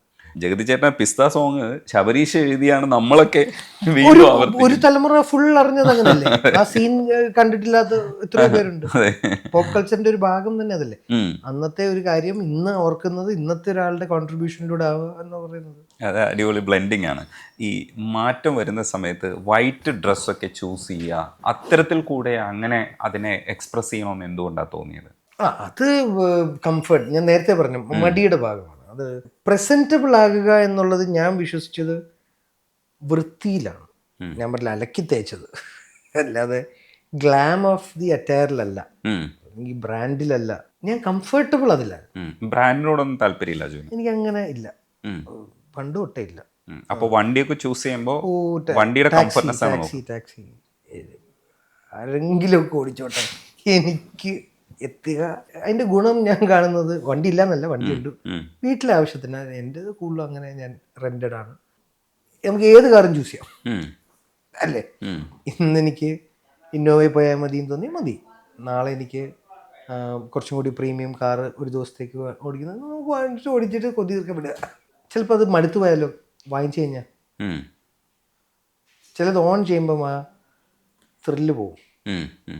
പക്ഷേ ഈ കൂട്ടത്തിൽ നിൽക്കുന്ന, സർക്കിളിൽ നിൽക്കുന്നവരൊക്കെ പലതരത്തിലുള്ള കൂട്ടുകാരാണ്. ഇപ്പോൾ ധ്യാനെ പോലുള്ളൊരു കൂട്ടുകാരൻ, ഇല്ലെങ്കിൽ അങ്ങനെയുള്ള കൂട്ടുകാർ ഒരുപാട് പേര് ആ സർക്കിളിൽ തന്നെയുണ്ട്. ഇവരൊക്കെ എങ്ങനെയായിരിക്കും ഇൻഫ്ലുവൻസ് ചെയ്യുക? ഇപ്പോൾ തിരിച്ച് അജു പറയുന്ന ചില കാര്യങ്ങൾ കേൾക്കുമ്പോൾ എങ്ങനെയായിരിക്കും അവർ ട്രോളുക? ധ്യാനൊക്കെ അപ്പം തന്നെ, പക്ഷേ വിളിച്ചൊന്നും പറയാറില്ല. ഇന്റർവ്യൂവിലുള്ള ധ്യാനല്ല ജീവിതത്തിലുള്ള ധ്യാൻ. ഇന്റർവ്യൂവിൽ അയാൾ കുറച്ചും കൂടി എന്റർടൈനർ ആവുന്നതാണ്. അതെ അതെ. പ്രേക്ഷകർക്ക് ഇഷ്ടമായതുകൊണ്ട് പുള്ളി കുറച്ചൊന്ന് മണ്ടം കളിച്ചു കൊടുക്കുന്നതാണ്. അയാൾ വളരെ ബുദ്ധിയുള്ളൊരു വെരി പ്രാക്ടിക്കൽ വ്യക്തിയാണ്. അബദ്ധങ്ങളൊക്കെ പറ്റിയിട്ടുണ്ട് ഇൻ്റർവ്യൂവിൽ പറഞ്ഞ. അല്ലാതെ ഞാൻ പറയുന്നത് പുള്ളിയുടെ കാര്യങ്ങളൊക്കെ നോക്കി പോകുന്നൊരു വളരെ സാധാരണക്കാരനാണ്. ഇപ്പം ഇതേപോലെ തന്നെ ഒരു കാര്യം അവനിൽ എനിക്ക് തോന്നിയിട്ടുള്ള, അയാളും ഭയങ്കര വണ്ടി ഇഷ്ടമാണ് എന്നല്ലാതെ അയാളല്ലാതെ മറ്റിലൊന്നും കോൺഷ്യസ് അല്ല. അയാളുടെ കംഫർട്ടായ പുള്ളി നോക്കാറുള്ളൂ. മുണ്ടൊക്കെ കൊടുത്തോണ്ട് മുണ്ടെന്നല്ല ഞാൻ പറയുന്നത്, അയാൾക്ക് മുണ്ട് കംഫർട്ടബിൾ ആയതുകൊണ്ട്. അയാൾക്ക് മുണ്ട് കംഫർട്ടബിൾ ആകാൻ കാര്യം എന്ന് വെച്ചിട്ടുണ്ടെങ്കിൽ അയാൾക്ക് പാൻറ് അല്ലെങ്കിൽ എല്ലാ ആഴ്ച മാറ്റേണ്ടി വരും. ധ്യാൻ ഇത് ശ്രദ്ധിക്കുമല്ലോ. അതുകൊണ്ടാണ് പുള്ളി മുണ്ട് കുഞ്ഞിരാമായണം ചെയ്യുമ്പോൾ ആദ്യമായിട്ട് ഒരു കറുത്ത മുണ്ട് എന്നെ എടുത്തോണ്ട് പോയത്. ഞാൻ കറുത്ത മുണ്ട് എടുത്തു. കാര്യം അത് ആഴ്ചയിൽ അല്ലെങ്കിൽ മാസം തോറുമ്പോൾ അതനുസരിച്ച് അഡ്ജസ്റ്റ് ആയി മാറുമല്ലോ മുണ്ട്. പാൻറ് അങ്ങനെ അഡ്ജസ്റ്റ് ആയി കിട്ടില്ലല്ലോ. ഇത്തരം കാര്യങ്ങളൊക്കെ ഇവർ പറയുന്ന സമയത്തോ ഇല്ലെങ്കിൽ കൂട്ടുകാരെ സംസാരിക്കുന്ന സമയത്തൊക്കെ ഒരു ഫ്രിക്ഷൻ വരില്ലേ? നമ്മൾ ഒരേ അങ്ങനെയല്ല. ഇല്ല ഈ ഒന്ന് അതിന് പെർമിഷൻ നമ്മൾ മനസ്സുകൊണ്ട് കൊടുത്തവരവരൊക്കെ അതുണ്ടല്ലോ. മനസ്സുകൊണ്ട് അദ്ദേഹത്തിന് ഞാൻ ആ പെർമിഷൻ കൊടുത്തിട്ടുണ്ട്. ഒരു ബ്രദർലി ഫ്രണ്ട്ലി അഫെക്ഷൻ കൊടുത്തിട്ടുണ്ട്, ഉണ്ട് എനിക്ക്. അപ്പം അങ്ങനെയുള്ള കുറക്കുണ്ട്. ഞാൻ നേരത്തെ പറഞ്ഞിട്ടുള്ള എഗെയിൻ, അല്ലാതെ എൻ്റെ ജോലിക്കാര്യം പ്രേക്ഷകർക്ക് ആർക്ക് വേണമെങ്കിലും പറയാം. ഒരിക്കലും ഞാൻ എൻ്റെ പേഴ്സണൽ കാര്യം മറ്റുള്ളവർ പോലെ പറഞ്ഞ് കേൾക്കില്ലല്ലോ, ഒരിക്കലും കേൾക്കില്ല. എന്നോട് കൺസേൺ എനിക്ക് ഫീൽ ചെയ്യുന്ന വ്യക്തികൾക്ക് ഇൻഫ്ലുവൻസ് ചെയ്യാവുന്ന ഒരു ഏരിയ ഉള്ള എൻ്റെ പേഴ്സണൽ സൈഡ്. എൻ്റെ സിനിമ അവർ ടിക്കറ്റ് എടുക്കുന്നത് കൊണ്ട്, അവരുടെ ഹാർഡ് ഏൺ മണി അവർ എൻ്റെ ഒരു പ്രൊഡക്റ്റിൽ ഇൻവെസ്റ്റ് ചെയ്യുന്നത് കൊണ്ട് ഞാൻ അവർക്ക് തിരിച്ചു കൊടുക്കുന്ന മര്യാദയാണ് ആ വാല്യൂ കൊടുക്കൽ അവരുടെ വാക്കുകൾക്ക്. എൻ്റെ പേഴ്സണൽ കാര്യത്തിൽ ഒരിക്കലും ഞാൻ ആരുടെയും കേൾക്കാറില്ല, അത് ബോധേഡ് ആവാറില്ല. അതുകൊണ്ട് തന്നെ ഇതൊന്നും ഒരു വിഷയമല്ല. ഇത് പെർമിഷൻ കൊടുത്തവരാ, അല്ലെങ്കിൽ ഞാൻ സത്യവും പറയുന്ന ആളല്ല. ഇപ്പൊ പെട്ടെന്ന് ഒരാൾ വന്ന് എന്നോട് ചോദിച്ചാൽ ഞാൻ കള്ള പറയുള്ളൂ. കാര്യം അയാൾ എന്റെ സത്യം അറിയാൻ അർഹിക്കുന്നില്ല എന്നുള്ളത് അർഹിക്കണം ആദ്യം, അത് ഡിസർവ് ചെയ്യണമല്ലോ, എന്നാലേ ഞാൻ സത്യം പറയുള്ളൂ. മറ്റേ എല്ലാവരോടും സത്യം പറയണം എന്നുള്ളത് ഞാൻ വിശ്വസിക്കുന്നില്ല. ഞാനത് പിള്ളേരോടും നാച്ചുറലി അത് പറഞ്ഞു കൊടുക്കേണ്ട പ്രായമായിട്ടില്ല, വിശ്വസിക്കുന്നില്ല. പിന്നെ ഞാൻ വിശ്വസിക്കാത്ത എല്ലാവരോടും പറയേണ്ട കാര്യമില്ലല്ലോ. ഇപ്പൊ എൻ്റെ പോക്കറ്റിൽ എത്ര കാശുണ്ട് ഒരാൾ വന്ന് ചോദിച്ചു കഴിഞ്ഞാൽ ഞാൻ പറയേണ്ട കാര്യമില്ലല്ലോ. നമ്മൾ സത്യം പറയാവുള്ളൂ. എന്തിനാണ്? ചിലപ്പോൾ ഒന്നും ഉണ്ടാവില്ല, അപ്പൊ നമ്മൾ 100 രൂപ ഉണ്ടെന്ന് പറയണം. ചിലപ്പോൾ 1,00,000 രൂപ ഉണ്ടെങ്കിൽ നമ്മൾ പറയണം ഒന്നുമില്ല എന്ന് പറയണം. അത് നമ്മുടെ സന്തോഷമല്ലേ. പിന്നെ ഞാൻ അതേപോലെ എനിക്ക് കോൺട്രഡിക്ഷൻ ഫീൽ ചെയ്യുന്ന ഒരു statement, first impression the best impression, വളരെ എനിക്ക് മാച്ച് ചെയ്യാൻ പറ്റാറില്ല. ഞാനിപ്പോൾ ഒരാളെ പറ്റിക്കാൻ തീരുമാനിച്ചു പോയി ഏറ്റവും നന്നായിട്ട് പെരുമാറിയ അതേണ്ട അവനെ ചതിച്ച അത് എന്തൊരു വൈരുദ്ധ്യമാണ്, ഭയങ്കര വൈരുദ്ധ്യം. അതെ. വിനീത് ശ്രീനിവാസൻ എന്ന് പറയുന്നത് നമ്മളെയൊക്കെ സ്വാധീനിക്കുന്ന ഒരു വ്യക്തിയാണ്. നമ്മളൊരു പ്രാവശ്യം പരിചയപ്പെട്ട് കഴിഞ്ഞാൽ ആ മനുഷ്യന് സംസാരിക്കുന്നത് നമ്മളിങ്ങനെ അയാൾ സംസാരിക്കുന്ന മോഡുലേഷനൊപ്പം കേൾക്കാൻ ശ്രമിക്കും. അയാൾ പ്രത്യേക ഒരു മോഡുലേഷനിലാണ് സംസാരിച്ചുകൊണ്ടിരിക്കുന്നത്. വിനീത് എന്ന് പറയുന്ന മനുഷ്യനെ എങ്ങനെയാണ് സ്വാധീനിച്ചിട്ടുള്ളത് അജുവിനെ? വിനീതിലോട്ട് എത്തുന്നതിന് മുന്നേ ഞാൻ അങ്ങനെ ആകുമ്പോൾ എൻ്റെ ഒരു മാനേജറായി ഞാൻ ജോലി ചെയ്യുന്ന സമയത്ത് മഹേഷ് എന്നൊരു വ്യക്തി, മഹേഷ് ബാലകൃഷ്ണൻ, അദ്ദേഹം സദർലാൻഡിൽ ഞാൻ വർക്ക് ചെയ്തപ്പോൾ എൻ്റെ മാനേജറായിരുന്നു HR-ൽ. എൻ്റെ ലൈഫിൽ എനിക്ക് അങ്ങനെ ഒരു ഭാഗ്യം കിട്ടിയിട്ടുണ്ട്. ഇപ്പം എൻ്റെ സ്കൂൾ തൊട്ട് തുടങ്ങിക്കഴിഞ്ഞാൽ ആദ്യത്തെ നമ്മളുടെ ഗുരുക്കന്മാർ നമ്മുടെ മാതാപിതാക്കൾ തന്നെയാണ്. അതുകൊണ്ട് നേരെ സ്കൂളിലോട്ട് വരും. സ്കൂളിലെ എനിക്ക് കിട്ടി, നാച്ചുറലി എല്ലാവർക്കും കിട്ടും, ചിലർക്ക് കിട്ടിയിട്ടില്ല. റൈറ്റ് മെൻറ്ററിങ് എന്ന് പറയുന്നത്, അത് ഞാനിപ്പം പലരോട് ഇൻട്രാക്ട് ചെയ്യുമ്പോൾ നമുക്ക് അപ്പോഴാണ് നമുക്ക് എൻ്റെ വില മനസ്സിലായി. എനിക്ക് അത് ജോലിക്ക് പോയപ്പോഴും മഹേഷ് ബാലകൃഷ്ണനെ കിട്ടുകയും പിന്നെ വളരെ കേപ്പബിൾ ആയിട്ടുള്ളൊരു കോർപ്പറേറ്റ് ജോലിക്കാരനാക്കാൻ എനേബിൾ ചെയ്തത് മഹേഷാണ്. അപ്പോൾ മഹേഷിൻ്റെ ഒരു പ്രൊഫഷണലിസം എന്നിൽ ഒരുപാട് ഇൻഫ്ലുവൻസ് ചെയ്തത് കൊണ്ട് തന്നെ പിന്നെ സിനിമയിൽ വന്നപ്പോൾ വിനീത് എന്ന് പറഞ്ഞ മെൻറ്ററിനെ കിട്ടിയത് എഗെയിൻ ഭയങ്കര ഒരു ബ്ലെസ്സിങ് ആണ്. അതുകൊണ്ട് തന്നെ ഈ പുള്ളിയുടെ രീതിക്ക് ഈ ശീലിച്ച പ്രൊഫഷണൽ കാര്യങ്ങൾ സിനിമയിലോട്ട് അഡാപ്റ്റ് ചെയ്യാൻ എന്നെ സഹായിച്ച വിനീത്. അതാണ് നമ്മുടെ അൾട്ടിമേറ്റ്. സിനിമയായിരുന്നല്ലോ നമ്മുടെ എപ്പോഴത്തെയും കൊതി. അപ്പോൾ അയാൾ വളരെ വാല്യുബിൾ ആയിട്ടുള്ള ഒരുപാട് കോൺട്രിബ്യൂഷൻ ചെയ്ത ഒരാളാണ് എൻ്റെ ലൈഫിൽ. ഒറ്റ വരിക്ക് പറഞ്ഞാൽ നമ്മളെ ടാക്സ് അടയ്ക്കാൻ കാരണക്കാരനായ വ്യക്തി. അത് ചെറിയ കാര്യമല്ലല്ലോ. നമ്മളെ ഡിപ്പെൻഡ് ചെയ്ത് നമുക്ക് ഒരു ഫാമിലി, ഒരു കുട്ടികൾ ഒക്കെ നമ്മളെ ഡിപ്പെൻഡ് ചെയ്യത്തക്ക രീതിയിൽ നമ്മുടെ ജീവിതത്തിൽ വന്നു ചേരാൻ കാരണമായ അയാളാണ്. വേറെ വ്യക്തികൾ നമുക്ക് സിനിമ വരാൻ കാരണമായത് പുള്ളി കാരണമാണ്. പിന്നെ പുള്ളി പണ്ട് പറഞ്ഞത് ഞാൻ ഓർക്കുന്നുണ്ട്, ഇവിടെ നമ്മൾ സിനിമ ചെയ്ത് എന്നോട് പറഞ്ഞിരുന്ന എല്ലായിടത്തും സിനിമയാണെന്ന്. അതാണ് ഒരു ആൾ പറയേണ്ടത്.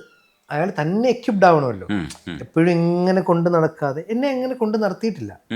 അതുകൊണ്ട് ഞാൻ ചാൻസ് ചോദിച്ചിട്ടില്ലാത്തത് വിനീതാണ്. എനിക്ക് അത്രയും കൺഫ്യൂഷനൊക്കെ അങ്ങനെ അധികം വന്നിട്ടുമില്ല. ഞങ്ങൾ ഇടയ്ക്ക് വിളിച്ച് സംസാരിക്കുന്ന പിന്നെയും എന്തെങ്കിലുമൊക്കെ തമാശയൊക്കെ ആയിരിക്കും, പിന്നെ അല്ലാതെ അങ്ങനെ ഭയങ്കര സിനിമാറ്റിക് ധ്യാനിനെ കുറിച്ചൊക്കെ ആയിരിക്കും ചിലപ്പോഴൊക്കെ സംസാരിക്കുന്നത്. അല്ലാതെ നിങ്ങൾക്കൊരു എന്റർടൈൻമെന്റ് ടോപ്പിക്കാണ്. ഇതിന് മുന്നേ ഞാൻ ഇന്റർവ്യൂവിൽ വരുന്നതിന് മുന്നേ ഇപ്പോഴും ശ്രദ്ധിച്ചറിയാം, ലവ് ആക്ഷൻ ഡ്രാമയുടെ ഒരു ഇന്റർവ്യൂ ധ്യാനെ ഞങ്ങൾ കഷ്ടപ്പെട്ട് പിടിച്ചിരുത്തിയതല്ല JB ജംഗ്ഷനിൽ. അതിൽ ഞാനാ സംസാരിക്കുന്നത്, ധ്യാൻ മിണ്ടുന്നില്ല. വല്ലപ്പോഴും ഒരു 5 ലൈൻ അടിച്ചിട്ട് പോകും. ഇയാൾ പക്ഷെ ജീവിതത്തിൽ മിണ്ടും. ആ തമാശകൾ ഉണ്ടല്ലോ ഞങ്ങൾക്ക് അന്നോട്ടേ പരിചയപ്പെട്ട കാലം തൊട്ട്. പക്ഷെ പിന്നെ ഒരു ദിവസം ഇയാൾക്ക് എന്തോ ബോധോദയം വന്ന് ഇയാൾ പിന്നെ ഇത് പുറത്തും പറയാൻ തുടങ്ങിയല്ലോ. സോ ഞാൻ വിനീതിനെ കാണുന്നത് എൻ്റെ ഏറ്റവും ഇമ്പോർട്ടൻ്റ് ആയിട്ടുള്ള മെൻറ്റർ. അത് കഴിഞ്ഞിട്ട് അഹമ്മദ് എന്ന് പറഞ്ഞ വ്യക്തിയും കൂടെ ആ സ്പേസിൽ ഡെഫിനറ്റ്ലി എൻ്റെ വന്നിട്ടുണ്ട്. നമുക്കറിയാം, ഒരു ഈഗോ മാറ്റി തന്ന പിള്ളേർ അവിടുന്ന് എന്നെ ഒന്ന് റിഫൈൻ ചെയ്ത് ചെയ്യിപ്പിച്ച് വിശ്വാസം നേടിയെടുത്ത്. അന്ന് ഭയങ്കര സോഫ്റ്റ് സ്പോക്കൺ പുള്ളി. ഈ അടുത്ത അഹമ്മദ് പറഞ്ഞു, KCF 2 ഞാൻ ഒരു ഗസ്റ്റ് റോൾ ചെയ്തു. ഈ അടുത്ത് ഞങ്ങളിങ്ങനെ ഒരു കാര്യത്തിന് ഞാൻ പറഞ്ഞു, ഈ കാര്യം ഞാൻ പറഞ്ഞു, ഈ പിള്ളേർ കാരണമാണ് നിനക്ക് ഞാൻ ബുദ്ധിമുട്ടുണ്ടാക്കാതിരുന്നത് എന്ന് ഞാൻ അവനോട് പറഞ്ഞു. അപ്പോൾ എനിക്കൊരു പേടി ഉണ്ടായിരുന്നു, കാര്യം നിങ്ങൾ ഇനിയും ബുദ്ധിമുട്ടുണ്ടാക്കി. ഞാനില്ല, അതിന് കാരണക്കാർ ഇവരായി. ഇപ്പോൾ സ്ഥാനാർത്ഥി ഇറങ്ങിയപ്പം അഹമ്മദിന് ഭയങ്കര സന്തോഷമായി. അതിന് വന്ന റിവ്യൂസും നമ്മുടെ എല്ലാ റിവ്യൂവേഴ്സ് ഇൻക്ലൂഡിങ് ഇപ്പോൾ കോക്കാണെങ്കിലും ഉണ്ണിയാണെങ്കിലും പേരുകളായിട്ട് എനിക്കങ്ങനെ പെട്ടെന്ന് കിട്ടുന്നില്ല. പക്ഷെ എല്ലാവരോടും നന്ദിയുണ്ട്. അവർ മോശം പറഞ്ഞപ്പോഴും ഞാൻ അതേപോലെ എനിക്ക് പ്ലസ് എന്ന് തോന്നിയതൊക്കെ ഞാൻ മാറ്റാൻ ശ്രമിച്ചിട്ടുണ്ട്. ഇതൊക്കെ ആകുമ്പോഴും കുടുംബത്തിലെ അജു എന്താണെന്ന് എനിക്കറിയില്ല. മൊത്തം 4 മക്കളാണ് ഉള്ളത്. അവരുടെ ഡീറ്റെയിൽസും അജുവിൻ്റെ ഒരു പെരുമാറ്റവും ഇല്ലെങ്കിൽ അജുവിനോടുള്ള അവരുടെ തിരിച്ചുള്ളൊരു റിയാക്ഷനും ഒക്കെ എങ്ങനെയാണെന്നൊന്ന് പറയും. അവിടെ ഞാൻ പണ്ട് വളരെ സീരിയസ് ആയിരുന്നു, അങ്ങനത്തെ ഒരു കാഴ്ചപ്പാടുണ്ടായിരുന്നു. ഇപ്പം ഞാൻ അത്ര സീരിയസ് ആവാതിരിക്കാൻ ശ്രമിക്കുന്നു. കുട്ടികളുടെ പ്രായവും കൂടെ പറയും. ഇപ്പം അവർ 10 and 8 ആയി. മൂത്തവർ 10ഉം രണ്ടാമത്തവർ 8ഉം. ഒരു പെൺകുട്ടിയും 3 ആൺകുട്ടികളും. ഇന്ന് ഞാൻ നേരത്തെ പറഞ്ഞ ഈ വസന്തമാണെന്നുള്ളൊരു ആക്സെപ്റ്റൻസ് വന്നുകൊണ്ട് ഇവരുടെ കാര്യങ്ങൾക്ക് കുറച്ചുകൂടി ഇന്ന് ജീവിക്കേണ്ട കാര്യങ്ങൾ ഇവർക്കറിയാം എന്നെക്കാളും എന്നുള്ളൊരു ബോധ്യം എനിക്കിപ്പോൾ വന്നു തുടങ്ങി. അപ്പം നമ്മൾ അതിൽ കൂടുതൽ അവരെ ഡിസ്റ്റർബ് ചെയ്യാതിരിക്കുക, സ്പേസ് കൊടുക്കുക, പിന്നെ കളിയാക്കുക അല്ലെങ്കിൽ അതൊക്കെ ഉണ്ട്. അവരെ വളരെ ഈസി ആയിട്ട് വളർത്തില്ല ഞാൻ പറയുന്നത്. അവരെ കളിയാക്കുക അല്ലെങ്കിൽ അങ്ങനത്തെ ഒക്കെ ഉണ്ട്. ഞാൻ പറയുന്നത് ഭയങ്കര പാമ്പർ ചെയ്ത് വളർത്തില്ല, അത് ഞാൻ ചെയ്തിട്ടില്ല. അതിന് അവർക്ക് തിരിച്ച് ഫ്രണ്ട്ലി ആണ് കുറച്ചുകൂടി. അജുവിനെ തിരിച്ച് ട്രോളാൻ പറ്റും. പിന്നെന്താ, അത് ഇപ്പോഴേ ഞാൻ ഒരുത്തിനെ ധ്യാൻ്റെ സ്വഭാവങ്ങൾ കാണുന്നുണ്ട്. നല്ല രീതിയിൽ ഒരാൾക്ക് നല്ല രീതിയിൽ എനിക്ക് തോന്നുന്നു ഭാവിയിൽ അവൻ എങ്ങനെയെങ്കിലും ഞാൻ അവനെ ഇൻ്റർവ്യൂവിന് കൊണ്ടിരുത്താതിരിക്കും നോക്കും, സിനിമയെ കയറ്റാതിരുത്താനും നോക്കും. മാക്സിമം ഇവന്മാരെ ഒന്നും ഞാൻ കയറ്റാതിരിക്കാൻ നോക്കും. പക്ഷെ എന്നാലും പറയാൻ പറ്റില്ല, ഇവനൊക്കെ കൂട്ടുകാരെ വെച്ച് മൊബൈലിൽ സിനിമ എടുത്താലും അവൻ സിനിമയാണെന്ന് വേറെ കാര്യം. പക്ഷേ ഇവൻ ഇൻ്റർവ്യൂവിൽ വന്നാൽ ഇവൻ എന്നെ കീറി ഒട്ടിക്കാനുള്ള എല്ലാ ചാൻസും ഉണ്ട്. അവനിലത് ഞാൻ കാണുന്നുണ്ട്. അത് പിന്നെ ഞാൻ വേറെ വഴിയില്ല, അത് എൻ്റെ യോഗം അല്ലേ. വൈഫ് എങ്ങനെയാ ട്രോളോ അതെ എങ്ങനെയാണ് അഭിപ്രായം പറയുക? സിനിമ കണ്ട അവർക്ക് അന്നും ഫ്രീഡം ഉണ്ട്, തുറന്നു പറയുക. മോശം എനിക്കതാ എളുപ്പം, വെരി കംഫർട്ടബിൾ. കൊള്ളില്ല എന്ന് Ranjith Shankar sir is a major reason. അതിപ്പോൾ പറയണം, പുണ്യാൾ നഗർപതിസിന് ഫസ്റ്റ് ഡേ ഷൂട്ടിൽ ജയേട്ടനെ ആദ്യമായിട്ട് രഞ്ജിത്തേട്ടൻ മൈക്കെടുത്ത് അത് വളരെ തല്ലിപ്പിള്ളയായിരുന്നു. ജയേട്ടൻ്റെ കരിയറിൽ അങ്ങനെ മൈക്കിലോ അല്ലെങ്കിൽ ഒച്ചയിലോ അങ്ങനെ ആരോ പറഞ്ഞ് അപ്പം ഞാൻ മനസ്സിൽ അപ്പം അടുത്ത എനിക്ക് കിട്ടി ഇതേപോലെ സിമിലർ എന്തോ. അപ്പം എനിക്ക് ജയേട്ടന് കിട്ടിയല്ലോ, കുഴപ്പമില്ല, കിടിലനായിട്ടുള്ളൊരു ആക്ടർക്ക് കിട്ടി. അപ്പം ഐ ആം ഫൈൻ. നല്ലത് ചെയ്തപ്പോൾ അതേപോലെ നല്ലത് പറഞ്ഞു. 3 ദിവസത്തെ പാടേ ഉണ്ടായിരുന്നു, 3 or 2. പിന്നെ പെട്ടെന്ന് ഇപ്പം അതുകൊണ്ട് തന്നെ അസോസിയേറ്റ് ഡയറക്ടേഴ്സ് അല്ലെങ്കിൽ ഡയറക്ടേഴ്സ് മോണിറ്ററിങ് ഇപ്പം നമ്മളെന്തെങ്കിലും അബദ്ധം ചെയ്താൽ അവരിങ്ങനെ ദൂരേക്കാണെങ്കിൽ നടന്നു വരും. ഞാൻ പറയും വേണ്ട, മൈക്കിലാണെങ്കിലും വിളിച്ച് പറഞ്ഞാൽ കൊള്ളൂല്ലേ, തല്ലിപ്പൊളിയാണോ മൈക്ക് വിളിച്ച് പറഞ്ഞോ. അതാണ് ഒരു ഹരം. ഇപ്പം അതുകൊണ്ട് ഇപ്പം നല്ലത് കേൾക്കുന്നതിനേക്കാളും മോശം പറഞ്ഞാൽ എന്നാൽ നന്നാക്കാൻ തോന്നുന്നുണ്ട്. പിന്നെ പണ്ട് എനിക്കൊരു വിനീതൻ ഞാൻ പറഞ്ഞിട്ടുണ്ട്, കൺസ്ട്രക്റ്റീവ് സാഡിസം എന്നറിയാം. അതായത് ഇപ്പം കോളേജിലൊക്കെ പഠിക്കുമ്പോൾ അരിയർ ഒക്കെ ഉണ്ടെന്ന് പറയുമ്പം സപ്ലി മദ്രാസിൽ അരിയർ എന്ന് പറയുന്നപ്പോൾ ചിലരുടെ മുഖത്ത് നമുക്ക് നമ്മുടെ നിരാശകൾ പറയുമ്പോൾ ഒരു സന്തോഷം വരും. ചിലരുടെ എനിക്ക് സന്തോഷം ഇഷ്ടമാണ്, അപ്പം ഞാൻ കുറച്ചുകൂടെ സന്തോഷിപ്പിക്കും. അതായത് നമ്മൾക്കിപ്പം എനിക്ക് 9 ആയിരുന്നു സപ്ലി ഉള്ളത്, ഞാൻ 20 എന്നൊക്കെ പറഞ്ഞു കളയും, 15-20 എന്നൊക്കെ. കുറച്ചുകൂടി സന്തോഷം വന്നട്ടെ, അതുകൊണ്ട് എനിക്ക് കുഴപ്പമൊന്നുമില്ല. ഒരു ഇത് ഞാൻ പറയുന്നത് എൻ്റെ പേഴ്സണൽ കാര്യങ്ങൾ മാത്രമല്ല അന്നുള്ളൂ. സിനിമ വന്നപ്പോഴാണല്ലോ സൊസൈറ്റിയോട് എനിക്കൊരു കടപ്പാടുള്ളത്. അവർ ടിക്കറ്റ് എടുക്കുന്നതുകൊണ്ടാണല്ലോ എനിക്ക് ആ കടപ്പാട്. ഇല്ലെങ്കിൽ എനിക്ക് കടപ്പാടില്ല. ഒരു വ്യക്തിക്കും മറ്റുള്ളൊരു വ്യക്തിയോട് അങ്ങനെ ബന്ധുക്കളോടോ കുടുംബക്കാരോടോ അല്ലാതെ അടുത്ത സുഹൃത്തുക്കളോ കടപ്പാടിൻ്റെ ആവശ്യമില്ലല്ലോ, കേൾക്കേണ്ട കാര്യമില്ലല്ലോ. അപ്പം അന്ന് എനിക്ക് ഒട്ടുമില്ലല്ലോ. എനിക്ക് ഇവൻ എന്ത് വിചാരിച്ചാലും എന്ത് വിചാരിച്ചില്ലെങ്കിൽ എന്തെന്നുള്ള. അജുവിൻ്റെ മനസ്സിൽ ചില ക്യാരക്ടേഴ്സ് ഉണ്ടെങ്കിൽ അത് ഡിസൈൻ ചെയ്യാൻ എളുപ്പം പ്രൊഡ്യൂസ് ചെയ്ത് കൂടെ നമുക്ക് നിൽക്കാൻ പറ്റുന്നത്. ഇപ്പോൾ ആക്ടേഴ്സൊക്കെ ആ തരത്തിൽ പ്രൊഡക്ഷൻ കമ്പനികളായിട്ട് മാറുന്നതിൻ്റെ കാരണം എന്ന് പറയുന്നത് തന്നെ ക്രിയേറ്റീവായിട്ട് കുറച്ചുകൂടെ ഇടപെടാനുള്ള ഒരു സ്വാതന്ത്ര്യത്തിനോട് വേണ്ടിയിട്ടാണ്. പക്ഷേ പഴയ പ്രൊഡ്യൂസർ എന്ന് പറയുന്ന ഒരു സാധനവും ഇപ്പോൾ മാറി വരുന്നുണ്ട്, അത് കുറച്ചുകൂടെ ക്രിയേറ്റീവായി ഒരു സ്പേസ് ആണെന്ന് മനസ്സിലാവുന്നുണ്ട്. അപ്പോൾ അജുവിന് കൂടുതൽ പടങ്ങൾ പ്രൊഡ്യൂസ് ചെയ്യാൻ പറ്റാത്തത് ഈ പറഞ്ഞ പോലെ സമയത്തിന് തുകയ്ക്കൊക്കെ തീർക്കാത്ത ധ്യാനെ പോലുള്ള ആൾക്കാരാണ്.